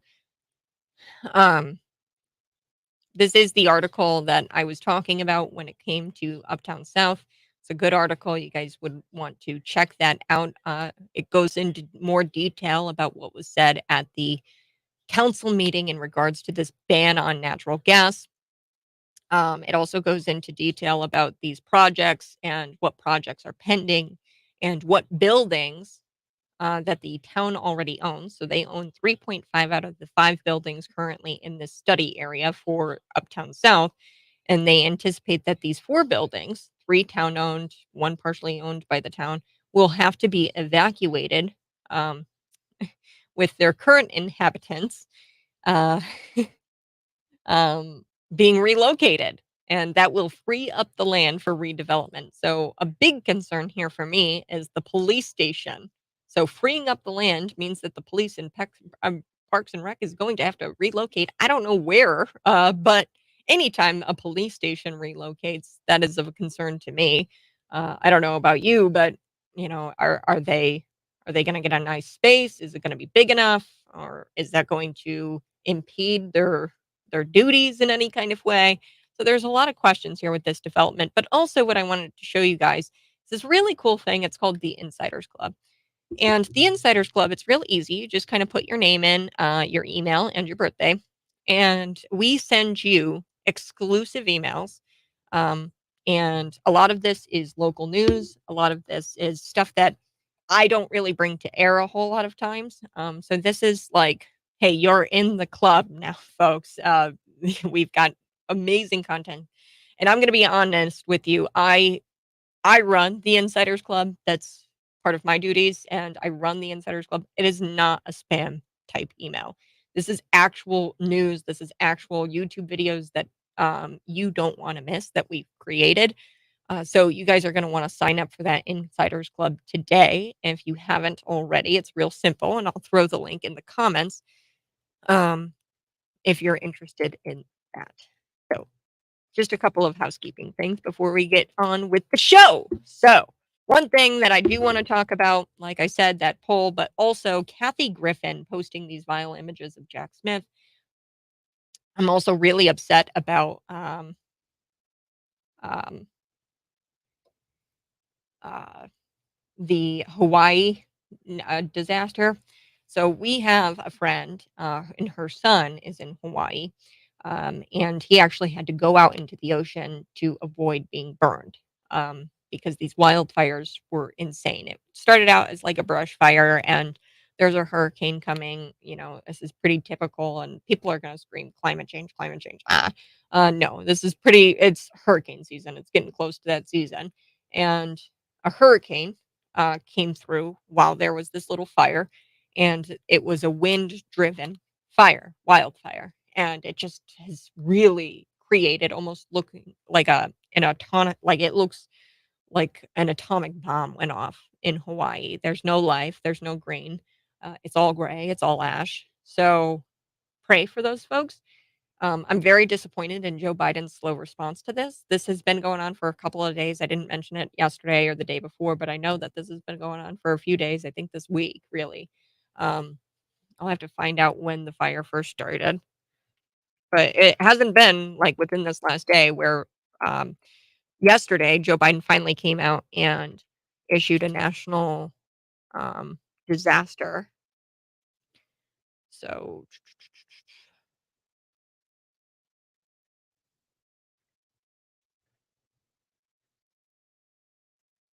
and here's the thing, it's gonna be so hard to find out when these fires actually started because they don't want to give that away as mainstream. They wanted to make it look like in early August.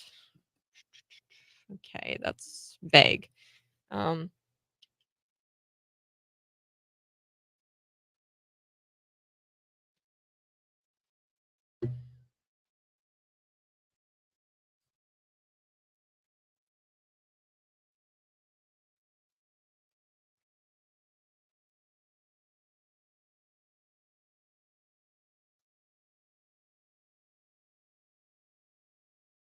mm, mm, mm. think it all started on Tuesday. It took them a couple days to issue a national disaster. I mean, as soon as it happens, I feel like you should have issued a national disaster. I don't know why it would have taken him a couple of days. I'm seeing Tuesday.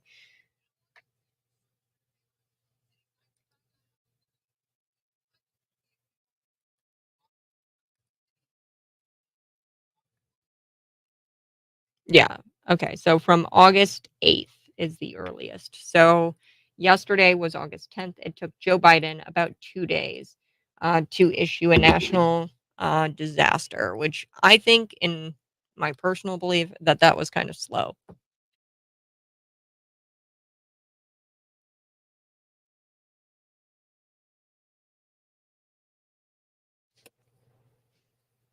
Wake up and pray up, especially for the folks in Hawaii. This is just a devastating fire. It looks like the death toll is hitting 55. Uh, we have somebody, a friend of ours, and her son is there, and he had to go out into the ocean to avoid being burned alive by these wildfires. And I want to make this clear, very clear. These wildfire fires started sometime on Tuesday, early on Tuesday. And it took Joe Biden about 2 days to issue a national disaster. And when you look at photographs, everything is just obliterated, complete destruction. And now people are saying that it's going to take billions of dollars to rebuild this. The governor, Josh Green, said that he's going to need billions of dollars. He's trying to house thousands of people who are homeless. And Hawaii is one of those places where it's like, you can't really leave. So these fires are breaking out, and this was a wind driven fire. So they're being hit right now, actually, with a hurricane. That's kind of how this happened. The wind picked up. There was a brush fire. The wind picked up because it's hurricane season, and it just has engulfed Maui. They're calling them the Maui fire wildfires, and we're looking at 55. The toll is expected to rise. Hundreds, if not thousands, of people are being looked for, survivors. So just say a quick prayer for them today. And what really sickens me is that yesterday Joe Biden finally came out. So it took him about a couple of days to issue a national disaster. Um, but he also didn't announce any kind of federal aid until yesterday as well. He begged Congress earlier this week, I think it was on like Wednesday or Tuesday, for $24 billion to send to Ukraine. So U.S. taxpayer money going to Ukraine. Hawaii is one of our states, and they're going through this right now, and it's just devastating, and it's sad. So pray for the people in Hawaii. I do want to talk a little bit about this poll that came in. So Trump is leading the field with 53%. DeSantis is dropping to third. It's called the Cygnal poll. DeSantis is the only major candidate to see his support shrink. Okay, so Ron DeSantis is shrinking since May. He lost 11 points. So he's polling at 10%. Vivek Ramaswamy is polling at 11%. So Signal is a poll, and I want to disclose this before people start blowing up on me. This is a poll that was backed by the Vivek Ramaswamy campaign. Okay, so take Vivek Ramaswamy's numbers with a grain of salt. However, let's look at the numbers and the actual study. It looks like 2,000 people were polled, and just a little inside baseball, 2,000 is actually quite a lot for these normal tracker polls. Typically, we'll see like 500, 600. That's pretty typical of a tracker poll. This is like 3 times the size of a normal poll. So you want to look at sample size. And yeah, I think it's a good poll. 53% is what Donald Trump is at. He gained 1 point. Ramaswamy shot up 6 points. He's at 11%. DeSantis, the only major candidate to see his support shrink. Like I said, Ron DeSantis, he is not at all funny. I don't think that he is funny. I don't think that he has the same charisma as Donald Trump. And I think that the people surrounding him, the people who didn't make the cut to be on the Donald Trump campaign, if you look at some of these people, that's clear why they didn't make the Donald Trump campaign. Um, but if you listen to Ron DeSantis, he's just not like a funny, he's not a Donald Trump. When he really starts to rile up the crowd, when he gains excitement or gets excitement from the crowd, it's when he is angry. Angry Ron DeSantis is like this angry dad, and I just picture him in New Balances and his hands on his hips, and he's like an angry, scolding father. And that I think people can get behind. And I've said it before that he really needs to just do a complete overhaul of his campaign messaging and really hone in on his authentic self, which is angry. He's peeved off like a lot of us. At this point, I don't think Donald Trump gets very angry. He's never gotten like angry. He's always stayed pretty calm, cool, and collected, especially considering what this guy has gone through, I think. And Ron DeSantis, you're totally right. There's a reason to be angry. And if you were to just be authentic and show people that you were angry, I think that would be more beneficial to you. So the Iowa caucuses, they're going to begin on January 15th. This is going to be interesting because those are like an indicator of how a candidate is going to perform, not only within the Republican Party, but in the general as well. So there was also another poll I want to talk about, JL Partners, 600 likely Republican caucus goers in Iowa, and Trump was the preferred candidate, 43%. He's up 2 points in that poll since April, despite losing 9 points in that time frame. DeSantis still polled in second place with 17%. So DeSantis is leading or is in second place with 17%. I mean, 43 to 17%. Wow. Tim Scott moved up to third in that poll. He placed 11%, gaining 10 points. So I wanted to bring up this poll today. Co-founder of the Republican polling firm here, the JL Partners, that's James Johnson. He suggested that the Trump indictments have only helped him establish his position in Iowa, adding that though voters continue to have a positive view of the man himself, Ron DeSantis, he's falling fast. And I do think that voters like Ron. We have a positive view of him, but he's not the guy that's going to keep us from launching into some World War III or something like that. I think Donald Trump is the only candidate to address that issue. So we'll have to see. But I called it. I knew Ron DeSantis was going to fall behind. I knew he was going to come in third place. And I knew Vivek Ramaswamy was going to suppress that guy. Now, I do get it. The poll, Cygnal poll, is funded by Vivek, so we do have to take those numbers with a grain of salt. But I foresee Ron DeSantis sliding even more.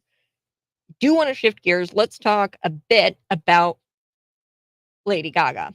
And then I do want to get into Kathy Griffin and this awful image that she posted of Jack Smith literally holding Donald Trump's severed head on Instagram. 2 tiers of justice, I'm telling you. Craig Robertson, this was a 75-year-old man. He was shot by the FBI. Now, I have no idea if he engaged in some sort of shooting incident where he shot at the FBI agents who came to his house to arrest him and provide some sort of search warrant. Look at their reaction. The left wants what happened to Craig Robertson and Ashley Babbitt to happen to every Trump supporter. Okay, I think this was a warning shot. There is no video evidence to suggest that this guy had a gun in his hand. And then you have people like Kathy Griffin who are out there making assassination type posts about Donald Trump. And it's like we live in a 2-tier justice system. So we're going to get to that. But Lady Gaga's elitist dad first. I want to talk about this because he is big mad about the illegals in New York City. So at this point in New York City, it's just it's crazy because now at this point, the officials are telling the New York City residents, hey, you all need to invite these illegal immigrants into your homes. If you have an extra bedroom, you need to adopt a family. That's what they're telling people in New York City. And Lady Gaga's dad has had enough of it. But I think it's so funny because I remember Lady Gaga on stage saying, I'm hoping that Texas is going to go blue. I don't know that this is about what you believe anymore. Sometimes we have to put what we believe aside. So she was saying that she was hoping Texas would go blue. She's all for the open border policies. No human is illegal, right? And she's all for these sanctuary cities, these progressives. And I think it's so funny because her dad comes out in 2023 recently, and he says, "Where the fudge," can't say the other word, "where the fudge did all these illegals come from?" That's what he said. And, progressives who dominate blue states brag about these sanctuary cities because, oh God, no human is illegal, right? And these progressives who dominate in these blue states, they brag and they boast about how intolerant border states like Texas are and how they're not welcoming, and they brag, they boast, they're like, yeah, we're welcoming. We're a welcoming city. We're a welcoming state. We're a sanctuary state. And they'll sit there and brag about it. And then they point the finger at border states like Texas and they're like, you're so intolerant. You're a bigot. And, after 2 years of this border crisis that Joe Biden has created, it seems that Greg Abbott was right. Fine. If you love the illegal immigrants so much, then I'm going to send them up to you and you take care of them. They're yours. So he's been busing them up to New York City. He's been busing them to Chicago. Then all of a suddenly, these New York City elitists, they have a problem with being overrun by migrants. And the one leading the charge is Lady Gaga's dad, Joe Germanotta. So we're going to talk a little bit more about that, but we're going to come back in the 8 o'clock hour. We've got some fun things planned for you. Keep it right here. You can see me live in studio, YouTube, Facebook, Twitter, Rumble. Smash the like button if you're watching. Share it out with your normie friends. And subscribe to my channel. That's Kat Peterson 929 on YouTube.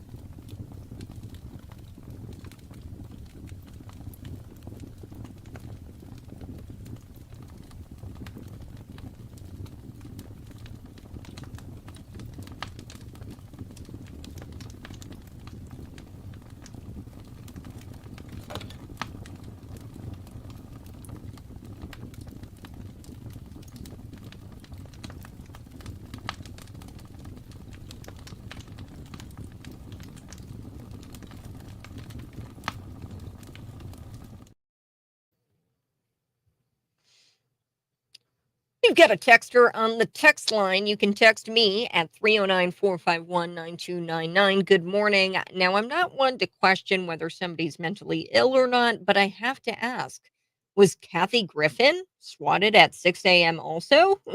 Looks to me they only raid people who don't like Biden. They don't like Joe Biden. If you don't like Joe Biden, then you're going to get raided. So yeah, more and more has come out about this story that is concerning the 75-year-old man, Craig Robertson. He made, and believe me, folks, I am not downplaying his posts. They were definitely threatening in nature.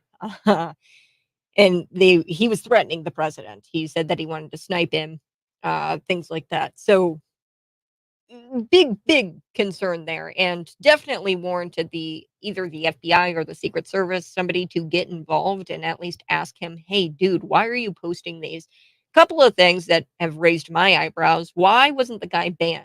So Kathy Griffin made a post back in 2017 on Instagram of herself holding up a severed bloody Trump head. So really what it was a Halloween mask, and she put fake blood on it.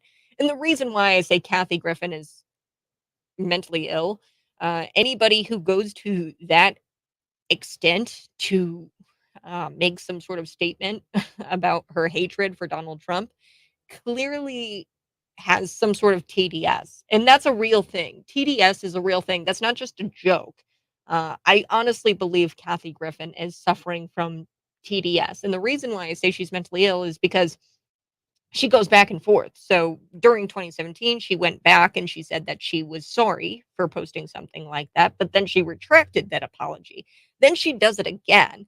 So she went through all this backlash. She lost her spokesperson ship for Squatty Potty. She's no longer welcome back to CNN with Anderson Cooper for their New Year's Eve countdown or whatever. I guess she used to do that with him. And it's almost like she totally forgot or doesn't care. Maybe she feels emboldened because Jack Smith is going after Donald Trump via an indictment. But when you go through financial hardship, clearly, right, she's no longer the spokesperson for this Squatty Potty thing, and she's no longer getting the influence that she had on CNN because she's not welcome back. People on the right and left said, Kathy, you holding up that severed head is kind of ridiculous. Both on the right and left. For her to continue to do that proves to me that she doesn't care about her finances. She doesn't care about her influence or her fame anymore. She just is mentally ill. So yeah, like I said, two-tier justice system. Kathy gets away with it, and this guy got shot for his posts, his threatening to assassinate the president. We're going to talk more about that, and my good friend David Paul Blumenshine joining me next.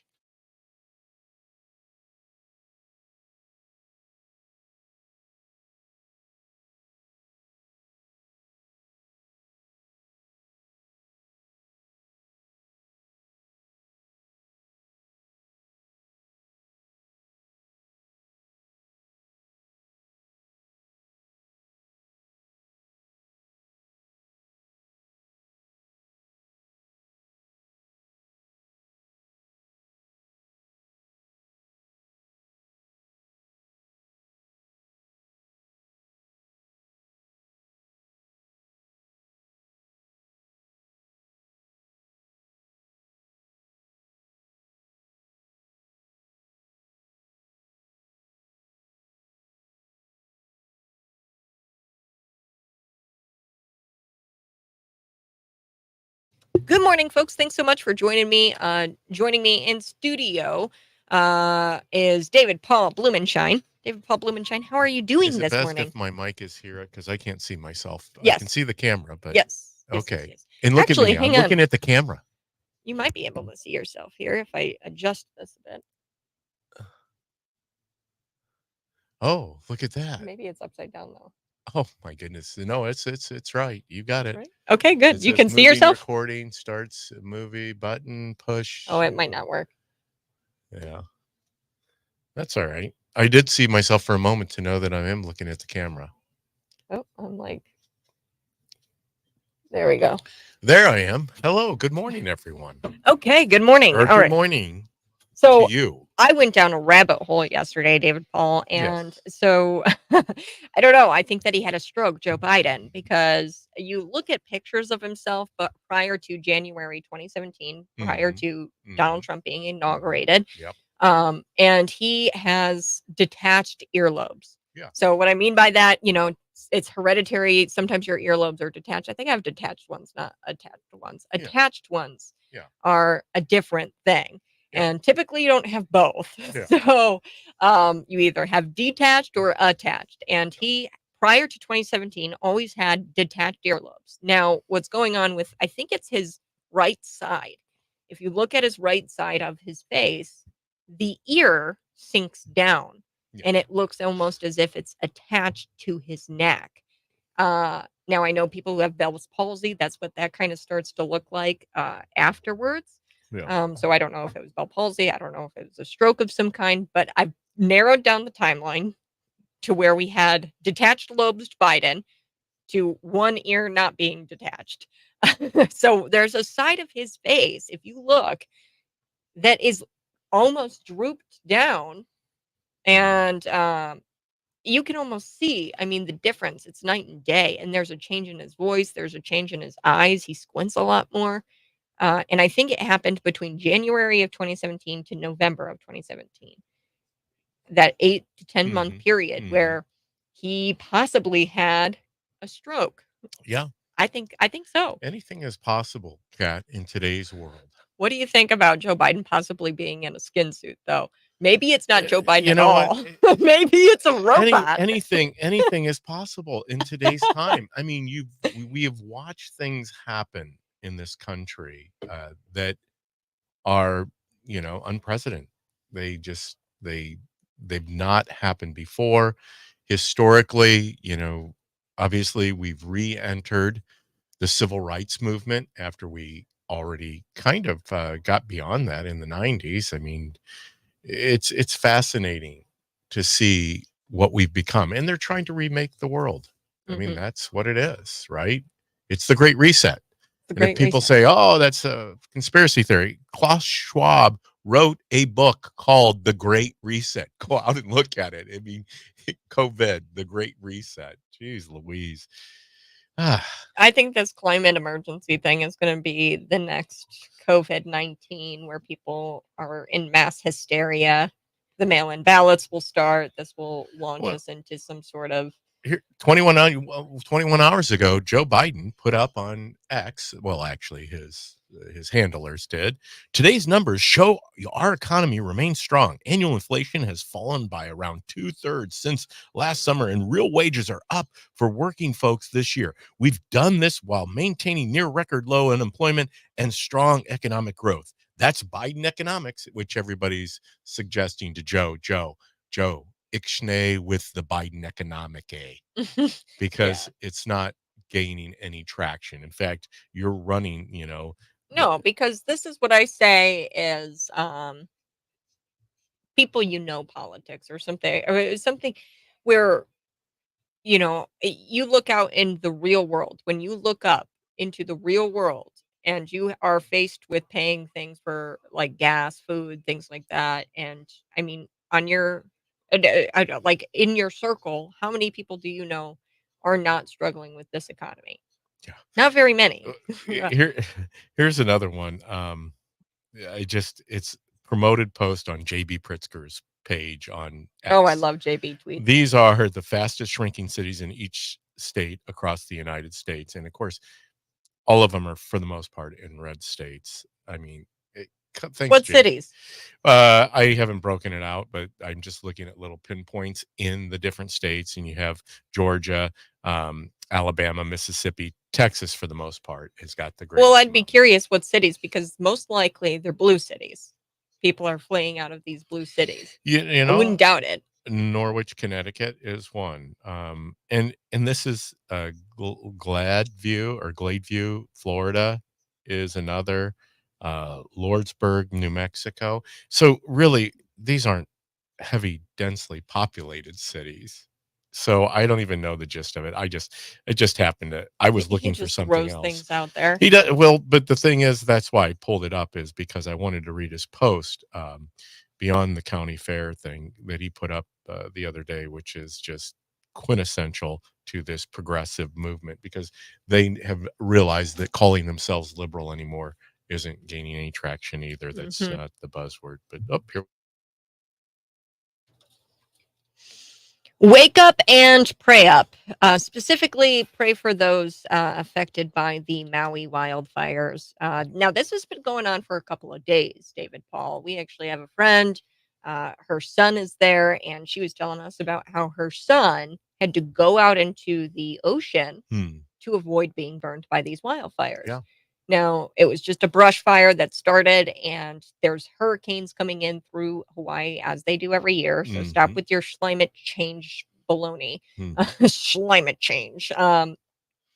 It happens every year. Oh. It was just, it's tragic. All around the world. Yeah. It happens every year all around the world. And the It's winds hurricane picked up. season. The fire, Yeah. fire just engulfed the entirety of Maui. 55 people. The death toll is expected to rise. Now the governor there is saying that it's going to take billions of dollars to rebuild. I do believe that. You look at these videos, it looks like a war zone. There's no life anymore. And Hawaii is so beautiful, it's so green. There's no green anymore. And in those situations, those people couldn't leave. They couldn't get into their car, leave the wildfires because it's an island. So I'm curious. Joe Biden, he issued this national disaster yesterday. Now the fires have been going on since Tuesday. Why did it maybe I'm wrong on that, DPP. It feels like that took way too much time to issue a national disaster. I feel like as soon as the fires began, he should have issued some sort of national disaster, right? Joe Biden doesn't have a clue what's going on in any of the states in the United States of America, because that's not his focal point right now. In fact, neither is running for the presidency of 2024. And part of that is because of what we talked about off air, is Joe Biden has declined mentally so much in just a short period of time, and nobody's stepping in. This is evidenced consistently through his inability to navigate when he has definitive instructions and handlers there to move him around. Stage left, stage right. He knows where to go. He's been told. They've moved. I don't know if you've watched any of the clips of Joe Biden when he is speaking amongst different events or public speaking events. These handlers have now moved in closer. I mean, they're within steps of him because they don't know what he's going to do. And they also don't know if they're going to have to catch him when he falls. Yeah. And so he's very nimble. That's where I believe that this is truly just Joe Biden. However they're propping him up, I don't know, because we're never going to know the truth, because, his health and everything. And for the most part, he could just be a feeble old man, no different than poor Dianne Feinstein, experiencing health issues. At some point in this country, we're going to realize that having our elected officials be people who are usually in active senior living care is probably not the best when it comes to being overseeing millions and millions of people. One would think that voice you're hearing, folks, if you're just tuning in, that's David Paul Blumenshine, the David Paul Blumenshine from the DPP Show. You can check out the DPP Show on YouTube. He has also got a Facebook page, David Paul Blumenshine for Illinois. Definitely go give that a like and follow. He's joining me in studio today, and we've been talking about Joe Biden. I like this comment. Well, there's several politicians that there are definite changes in their faces.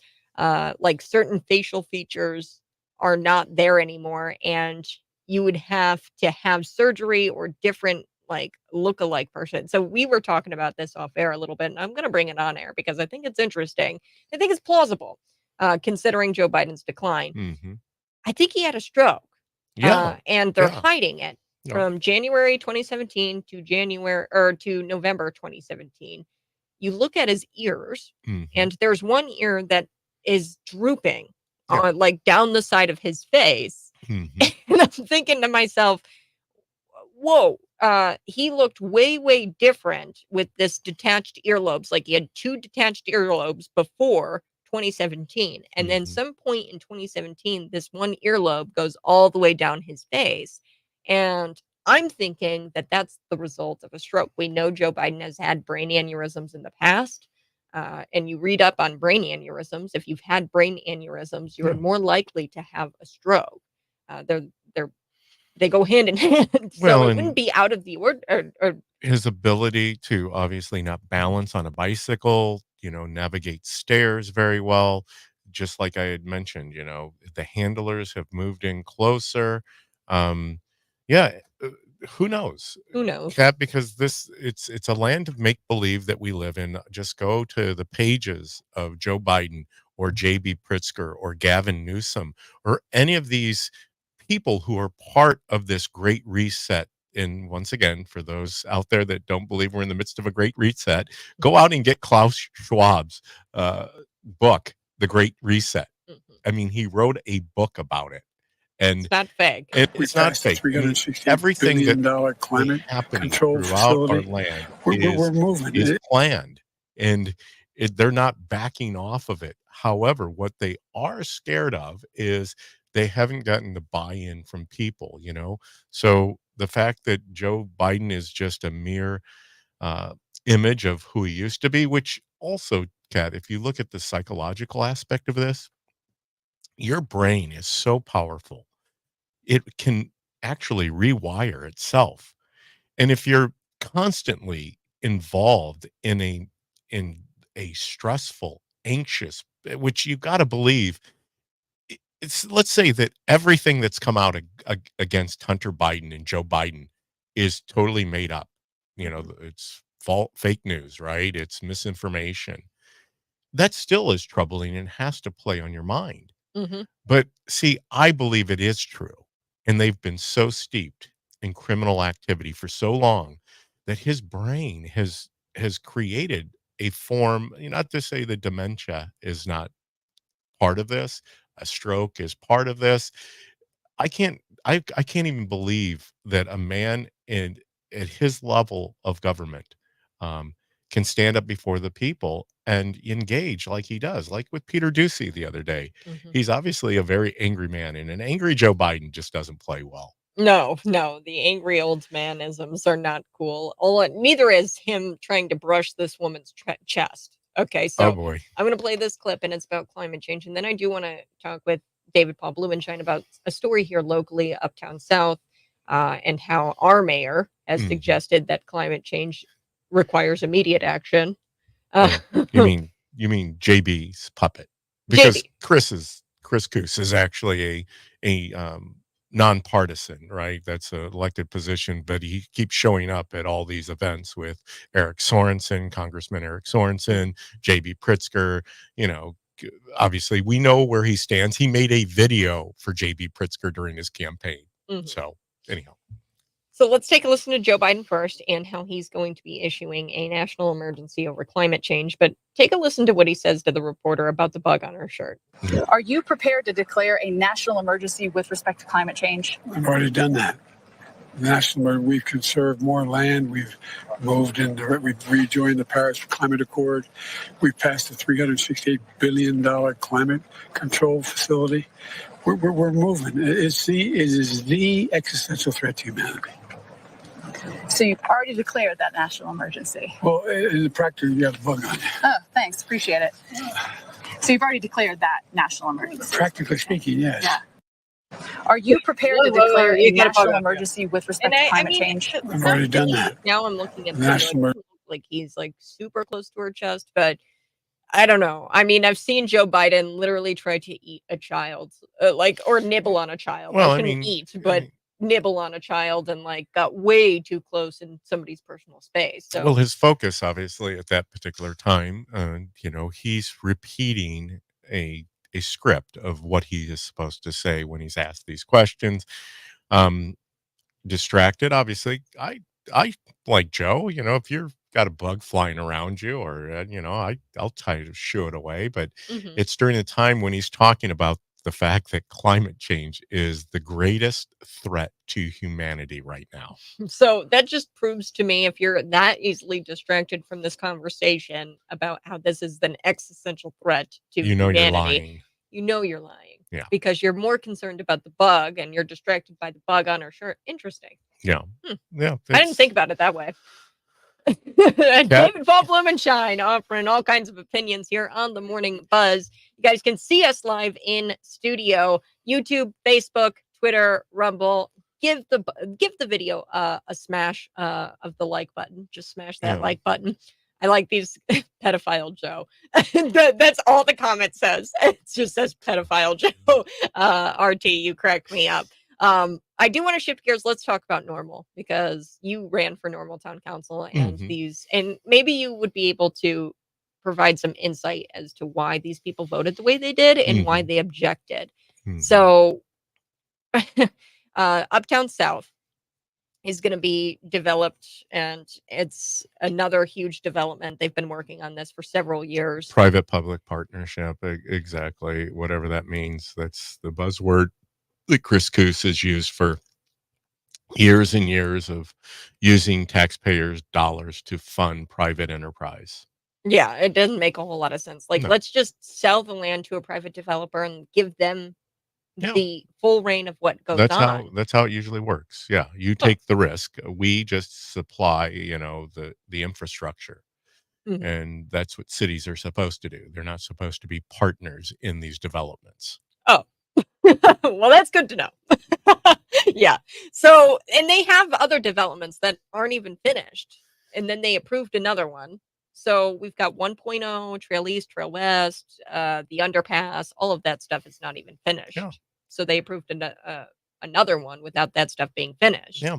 It's the equivalent of Disneyland here in central Illinois, funded by your taxpayer dollars. And it makes sense, because you hear Mayor Chris Coos, and this is what he said: being economically feasible for the developer is no longer an important issue because climate change requires immediate action. Yeah. This is what he said. It's an existential threat. Does this sound familiar?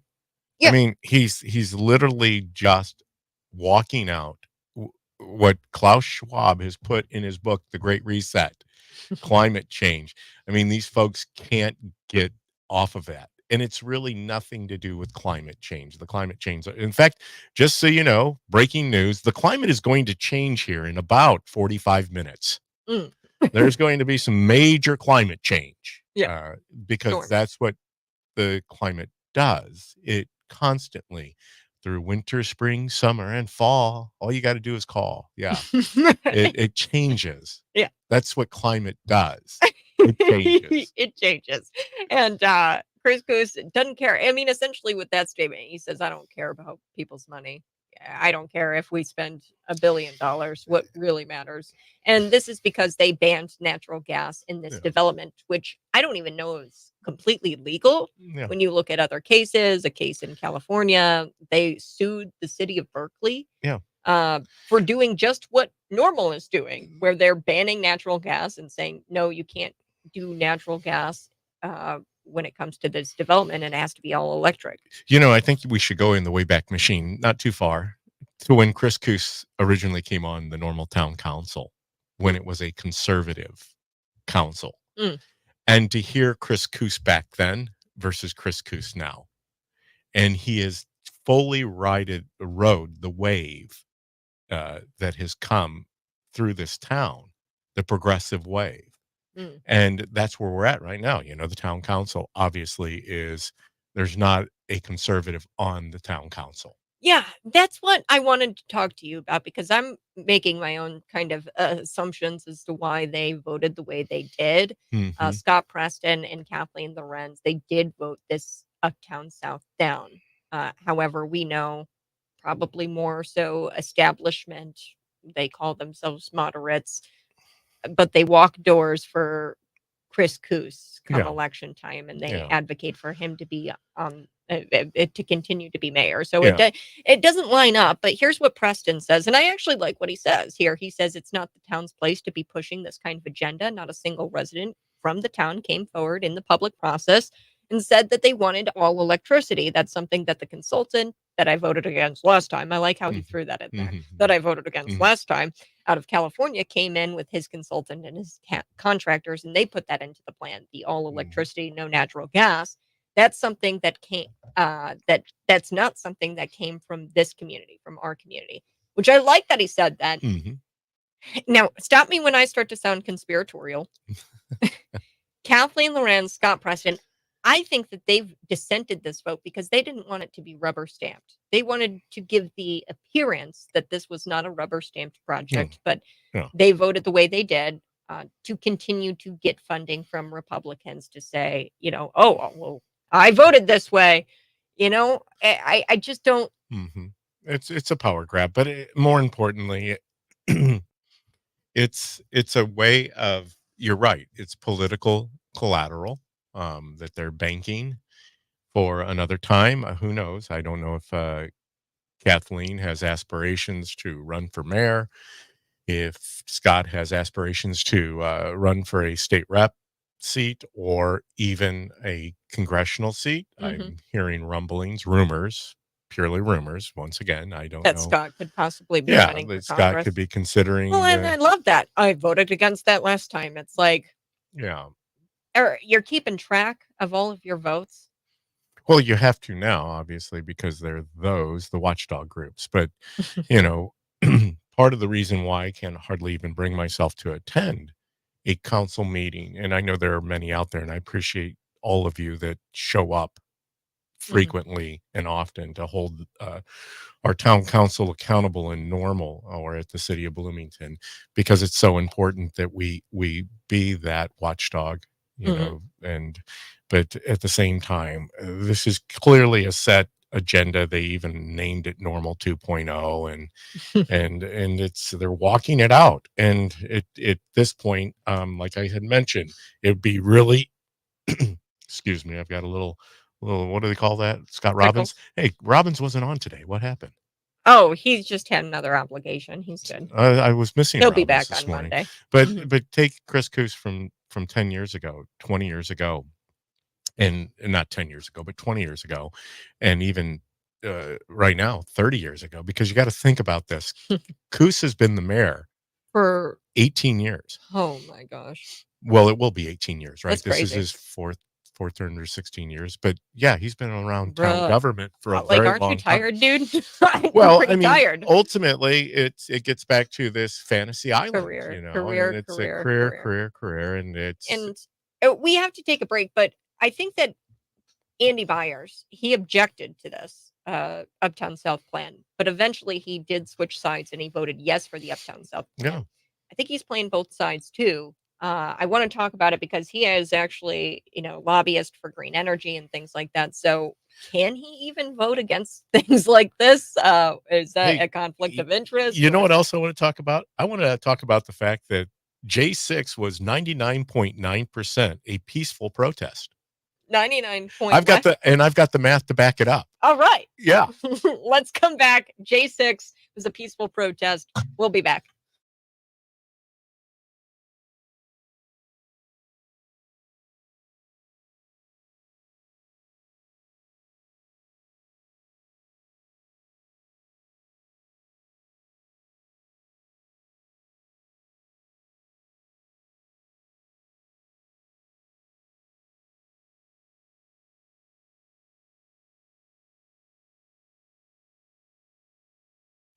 Yeah, well, this is really interesting that you bring this up, RT. The wildfires are a big cause, or a big deal, because they don't let the companies go through the forest and try to clean out the dead wood. And the thin, and cut down the thin timber.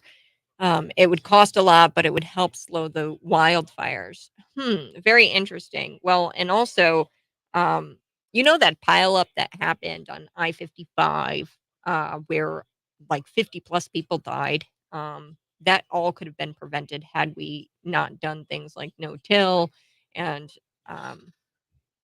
and like killing actually helps the land. So I wouldn't be shocked if like these wildfires are becoming more frequent because of some green weenie energy policy, saying that, oh, you can't go into these forests and clear out dead trees. Yep. Oh, you're right. You're right. Yeah. You're right. Yeah. Boy, you're scrambling on the buttons over there, Kat. I know. I opened your mic and I was like, oh, that's gonna go over air if I don't click this button. Oh, yeah. Um, That's my concern. Obviously, when we're doing all of these platforms and social media live, that next thing you know will be, because there's a different standard on Social Facebook media, and social yeah. media than there is on the radio. So yeah. So we're gonna come and we back. want to have some exclusive content for those of you that, and thank you, each one of you, for joining us on our social media. Yes, on our social media. I like this one. Coos needs to find a new job. Jellybean would have an opening for him. Yeah, that might actually be a real possibility. Serves on his administration. Yeah, I think he already does. I'm pretty certain everybody does. All hands on deck. Oh, You know, he has run the table. JB has in the state of Illinois, and there are very few places.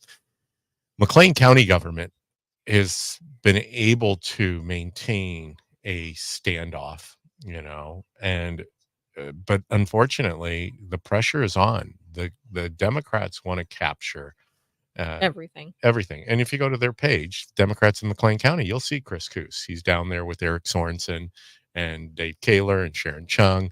I mean, they want to take this county and flip it to a state of liberalism, or not even liberalism, progressivism, something, Marxism, communism. You were talking about J6, and I want to talk about a little bit before J6, just people with TDS, i.e. Kathy Griffin. Yeah. So she had taken to social media again and posted again a picture of Donald Trump's severed head. Oh, this time Jack Smith is holding the severed head and not herself. Okay, good job, Kathy. Way to go. Way to go. What's concerning to me is that there's two-tiered form of justice, and I don't know if you've heard about the elderly man. Are you saying if Donald Trump had a severed head of Jack Smith, that there'd be a different standard? Yes. If somebody on the right, or say Craig Robertson, who was shot by the FBI recently in this raid at 6 a.m. in the morning. He was an elderly man, definitely posting some crazy stuff on social media. Nobody's denying that.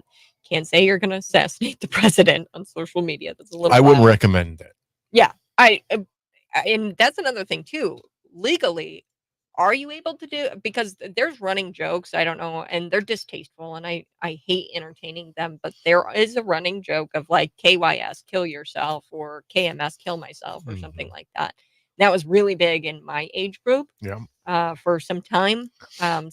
There's always been jokes about killing people and things like that. What's concerning to me is that is this kind of like a test to see what they can get away with, the FBI? Like, okay, so we killed this 75-year-old guy for saying he wanted to kill Joe Biden on Facebook.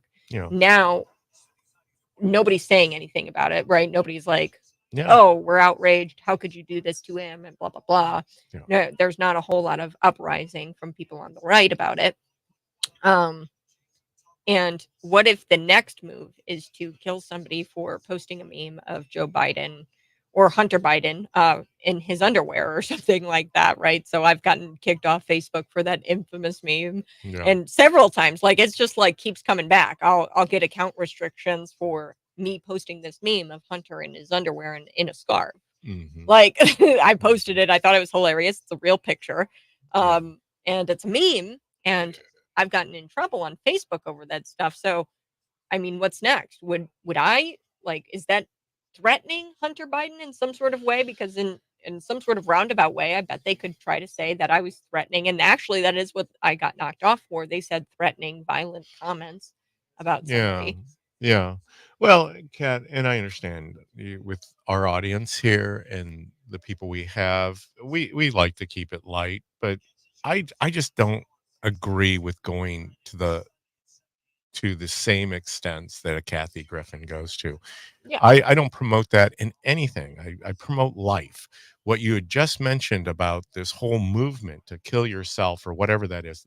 When Trump says we are a nation in decline, we are a nation in decline. I mean, that going back to the Wayback Machine, the 1990s. Oh yeah, what was it? I think the highest number of suicides. It came out this morning. Yeah. The U.S. I think it's like 50,000. We don't have Something we like didn't that. have numbers like that in the 90s.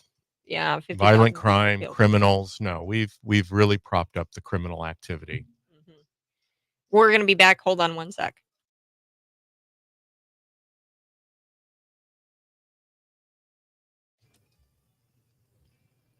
Good morning. This is the Morning Buzz. And before we took the break, Andy Byers objecting to the vote. He objected. Yeah. Which seems pretty awesome, but then he switched sides and then he wound up voting for the Uptown South development where they plan to ban all natural gas for the project. Let's put aside the legality of all of that for a second, because I don't even know if that's necessary legal. There's court precedent that suggests that it's not. A judge says that state and municipalities can't skirt the broad text of provisions by doing indirectly what Congress says they can't do directly, which is to regulate appliances that use natural gas. You can't do that via the Energy Policy and Conservation Act. I want to get a billboard out there on Veterans Parkway, maybe right outside of our office, of Stan Nord saying, "Do you miss me yet?" Because who is really keeping these folks accountable? It isn't Andy Byers. It isn't Scott Preston and Kathleen Lorenz. Yeah, well, they didn't. We know mention that the three of them were all three of them are being supported by the mayor. The mayor supported Scott in his run for council. Kathleen and Andy Byers and Karen Smith were the Democrat candidates. My favorite part about Karen Smith is really, it's kind of funny. She goes, she wanted it to be left in the plan, this all electricity thing, as aspirational. Yeah. So like, maybe if you guys want, like, keep it as a goal.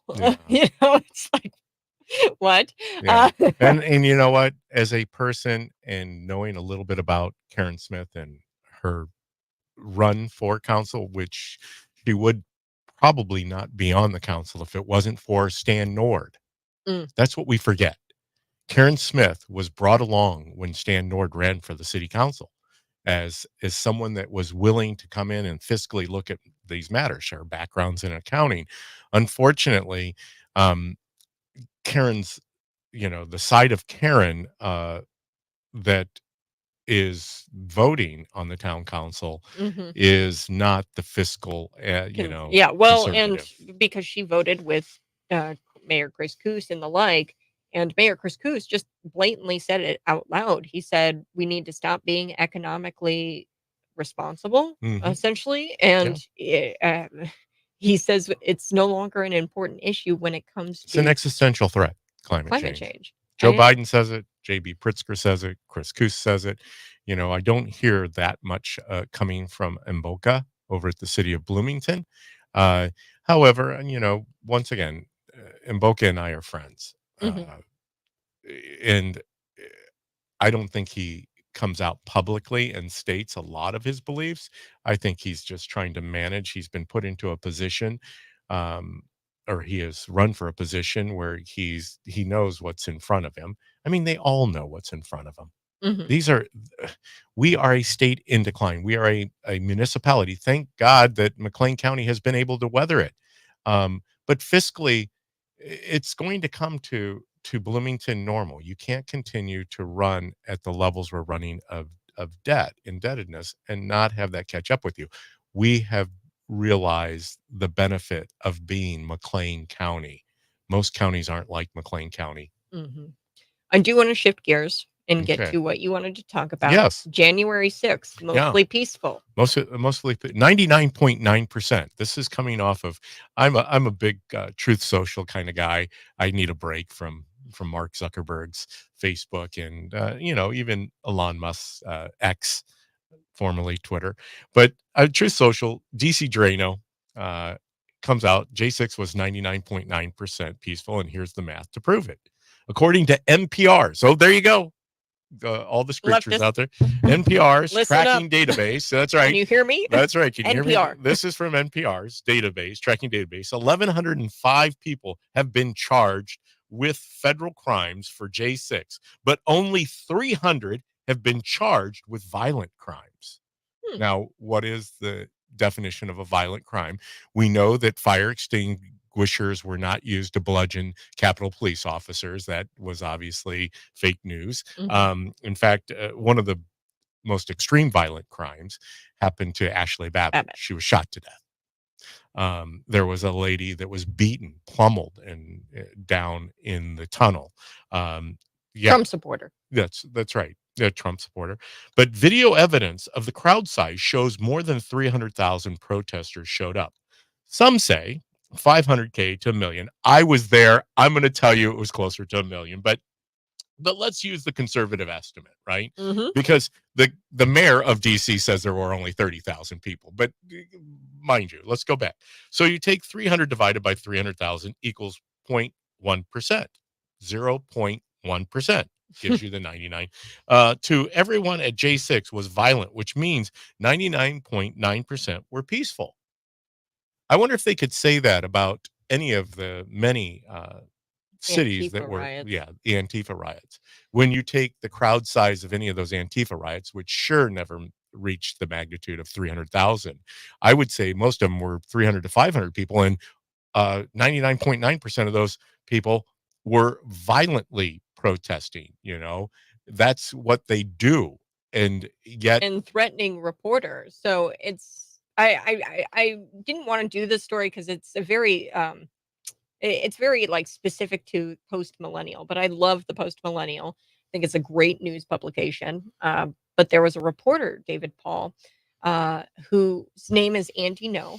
I think he's actually a gay man. And he was threatened and harassed physically by Antifa BLM rioters while covering the Portland riots. And he was recently in court going after some of these Antifa defendants. There was a post-millennial reporter, her name's Katie Davis Court, and she gives the account of what it was like to be in the courtroom. No other media was there, although known Antifa defendants in that area were on trial. They were highly prominent individuals in the political community. She was the only reporter there. The judge said that she couldn't do any kind of recording. She couldn't do any kind of pictures. She couldn't do any live tweeting or anything like that when it came to the court case between Andy No and these defendants, these Antifa people. They ran into the elevator, or they like got into the elevator that she was in, and she walked out, and she said that they threatened her, that they were calling her names while these defendants are sitting on trial for just that, for threatening, for being physically abusive towards Andy No, this reporter. They follow her into the elevator. She gets out of the elevator, and they're like saying, "Come back, Katie, come back into the elevator. Come back. Why don't you want to come and be in the elevator with us? They're going to hurt her." So it turns out that these people probably smashed her car. There's an investigation going on, and looted her glove box. But they smashed all the windows of the car, destroyed the car that she had, and she was just there as a reporter. She wasn't even the one who was prosecuting them, right? So, or like going after them. She wasn't the plaintiff. Okay, so she's just there as a reporter to document what's going on in this case. And they smashed up her car in Portland, Oregon. So she had to flee Portland, Oregon, because she didn't feel safe there anymore, to some sort of farm in Oregon while this trial continues to go on. And she's been driving into Portland, the city where the trial is taking place, because she is not feeling safe. And they're being rowdy. They're heckling her from the popcorn gallery, right? Where like from the gallery. And they're heckling her as she's trying to type the story. And the judge is allowing this to happen, which is insanity. But you can't say the same about the J6ers. I'm sorry. You can't say that they are violent people. And I will tell you, out of the 300 people that were arrested for violent crimes, what were the violent crimes they were arrested for? And the people who were arrested for violent crimes, were there other people around them kind of inciting? And some people believe those were you know, FBI agents, perhaps. FBI. Well, I mean, yeah, I mean, there were plenty of Wait, I resources can't say there. that he's an FBI agent. He was just a friend of the FBI, and Yeah. he was. Who knows? Because we're not going to get answers like that. Because once again, we live in a land of confusion and deceit and dishonesty. I mean, that's evidenced in Joe Biden's the greatest existential threat to humanity right now is climate change. Forget China, forget any of the nuclear proliferation, forget Russia and Ukraine. The greatest existential threat is climate change. Of course it is. Put on your sunscreen. Put on your sunscreen. We're going to be back here on the Morning Buzz, 309-451-9299. We're live on Rumble, YouTube, Facebook, and Twitter. So check it out. We're going to be back talking about Kathy Griffin and an Instagram post she had posted. So that's next.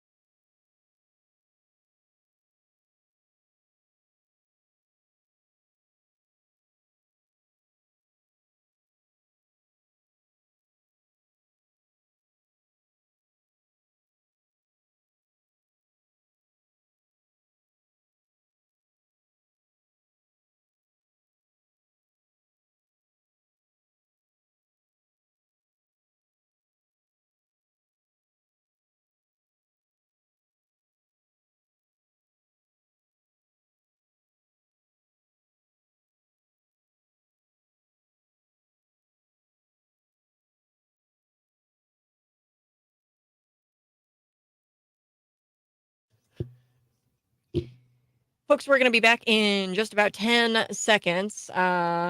This is the Morning Buzz. Dave Paul Blumenshine right over there. We're going to talk Yes. about the Montgomery Riverboat fiasco and then also get you guys a weather update. So stay tuned.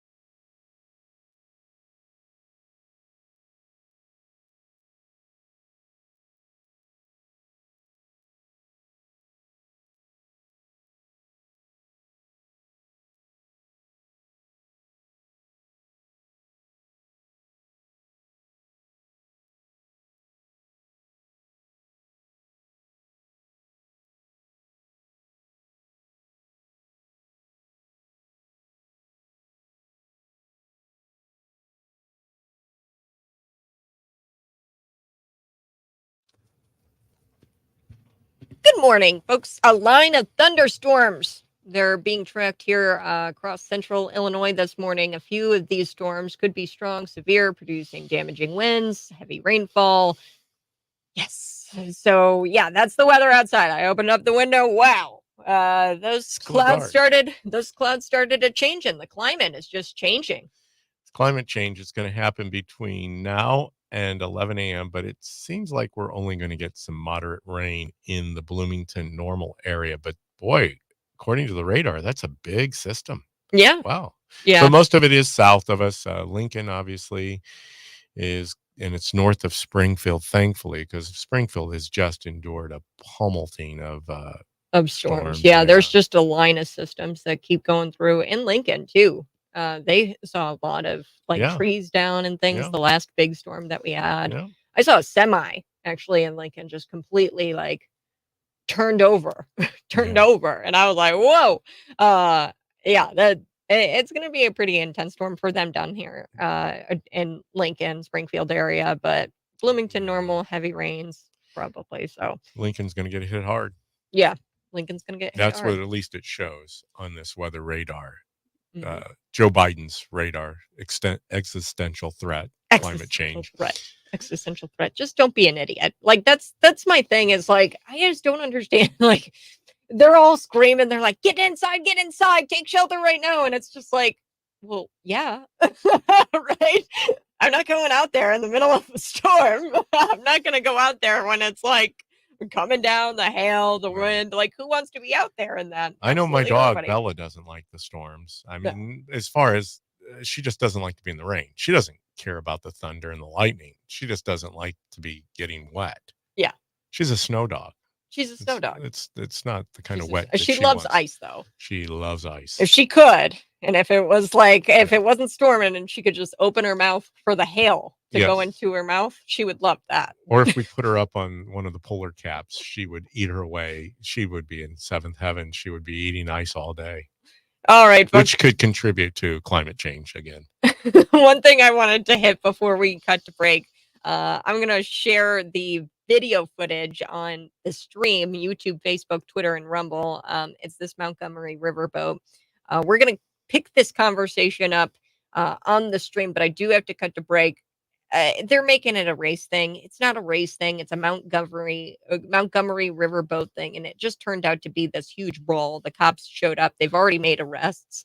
But of course, they're going to try to make this a race thing, even though it's about liquid courage. It's like these pontoon boaters had been out all day on the river, drinking out of their igloo coolers. I'm just, I'm speculating, but it seems like that's the case. Yeah. And, you've seen this before in bars where there's bar fights and things like that. These people were out on the riverboat drinking all day. They were told that they can't park their pontoon boat. Yeah. Where the paddle boat's supposed to be. The employee of the paddle boat said, "Hey, sir, I need you to move because this is where we dock this huge paddle boat." He didn't like that very much. No.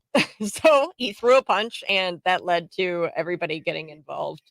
So we're going to be back talking about that. Be sure to join us on the stream. This is The Morning Buzz.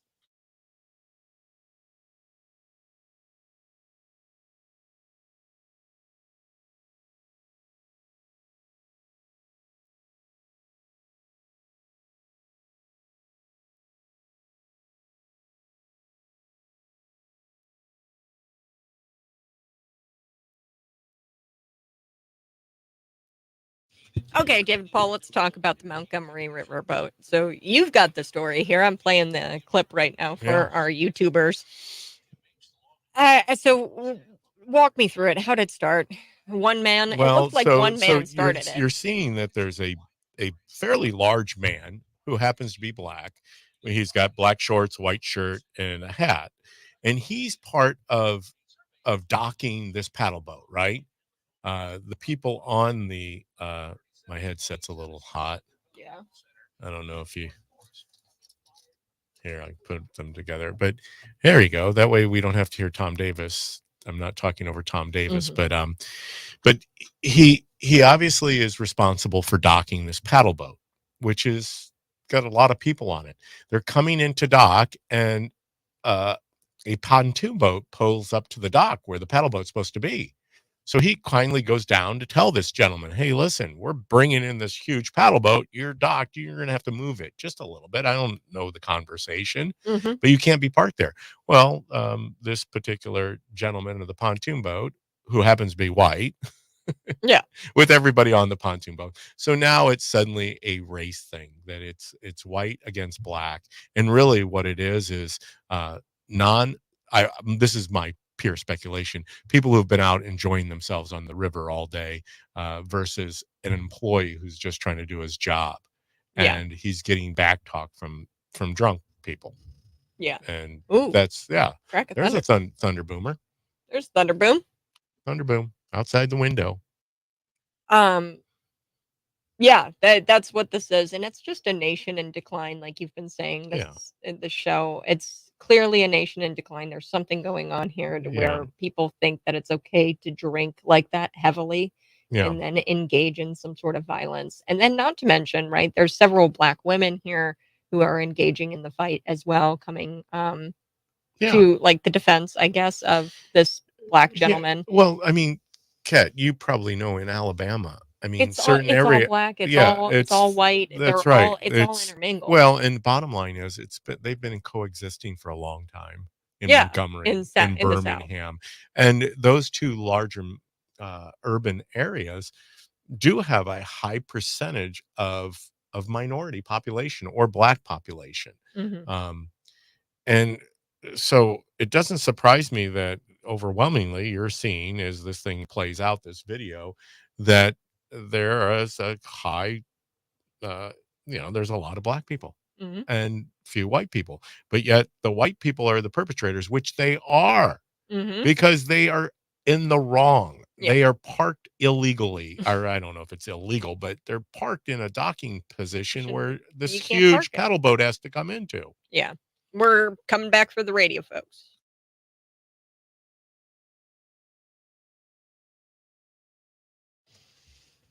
Good morning, folks, and stay safe out there. Heard a big old crack of thunder, and I know you're gonna stay safe. You don't need me to tell you to stay safe, but it's getting dark out there.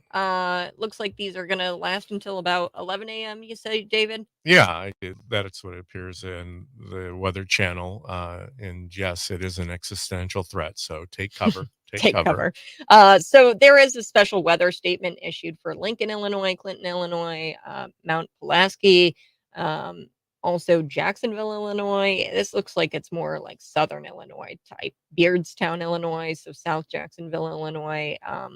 Central Illinois, we're supposed to be getting these strong, severe storms producing some winds, maybe some heavy rainfall. Looks like here on the radar, it's going to like just skirt past Bloomington and hit Lincoln and Springfield pretty hard again.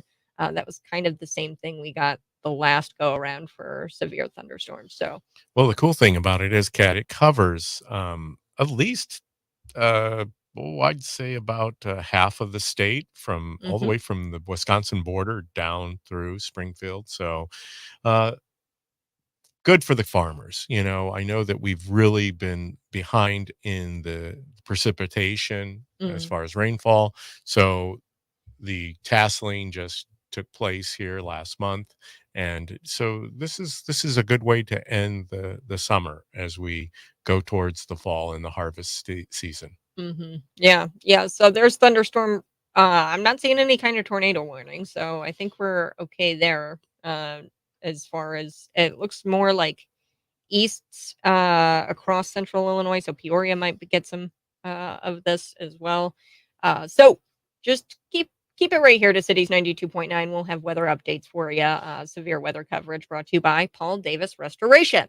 And before we were taking the break, just real quick, you can go to YouTube, see this video play out. It's on the Montgomery Riverboat dock where this drunken, disorderly man approaches this guy who says, "Look, dude, you cannot park your boat here." Yeah. And then the drunken, disorderly man gets out and punches the black man. Well, actually, it's interesting because the gentleman that he's talking to originally seems like they're kind of coming to some agreement. Then out of nowhere, one of the other people that's part of this pontoon boat tries to cheap shot this employee of the riverboat docking, and then melee. They're making it into a race thing. I don't think it's a race thing. This area, right? It's highly high population of black people and white people, right? And down south, that's a little bit different. Where just think of that. Illinois is. I think Illinois is super racist in that there's like black areas and white areas. It's not that way when you go down south. It's just black people and white people. Yeah. There's no urban areas. It's just black people and white people. Once again, this is another big point when they make this a race issue. I saw something, clip on, I can't remember if it was Instagram or something, but they were interviewing people in downtown Chicago back in the 90s. And they're asking them their opinion of, I think it was white people. And they're like, "Oh, what do you mean?" And they seem perplexed. There was two black gentlemen and they're like, I don't know. What are you asking me about white people for? And then they asked a white guy and he goes, "Why are you asking me that question?" Yeah. And it just doesn't make sense. I mean, back then we had come through the civil rights movement.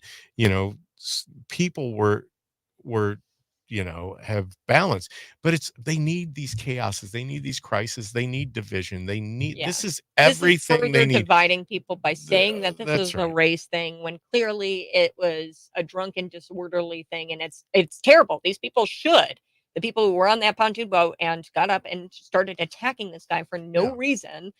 They need to be booked, and they need to be charged with the crimes of inciting this melee that took place. And there were chairs used, and people are getting pummeled, and it's just not. Once again, it's the worst part of a nation in decline. Thank you, President Trump. You speak it into light because it is. We're watching it right before our eyes, and this is truly manufactured. You're going to talk about it on your show, the David Paul Blumenshine Show, Sunday 1 to 3. That does it for us today on the Morning Buzz. Always be sure to keep up to date on our programming and on our shows. That's cities929.com. You guys have a great rest of your day. Bye-bye. I love you. Have a great weekend and stay safe.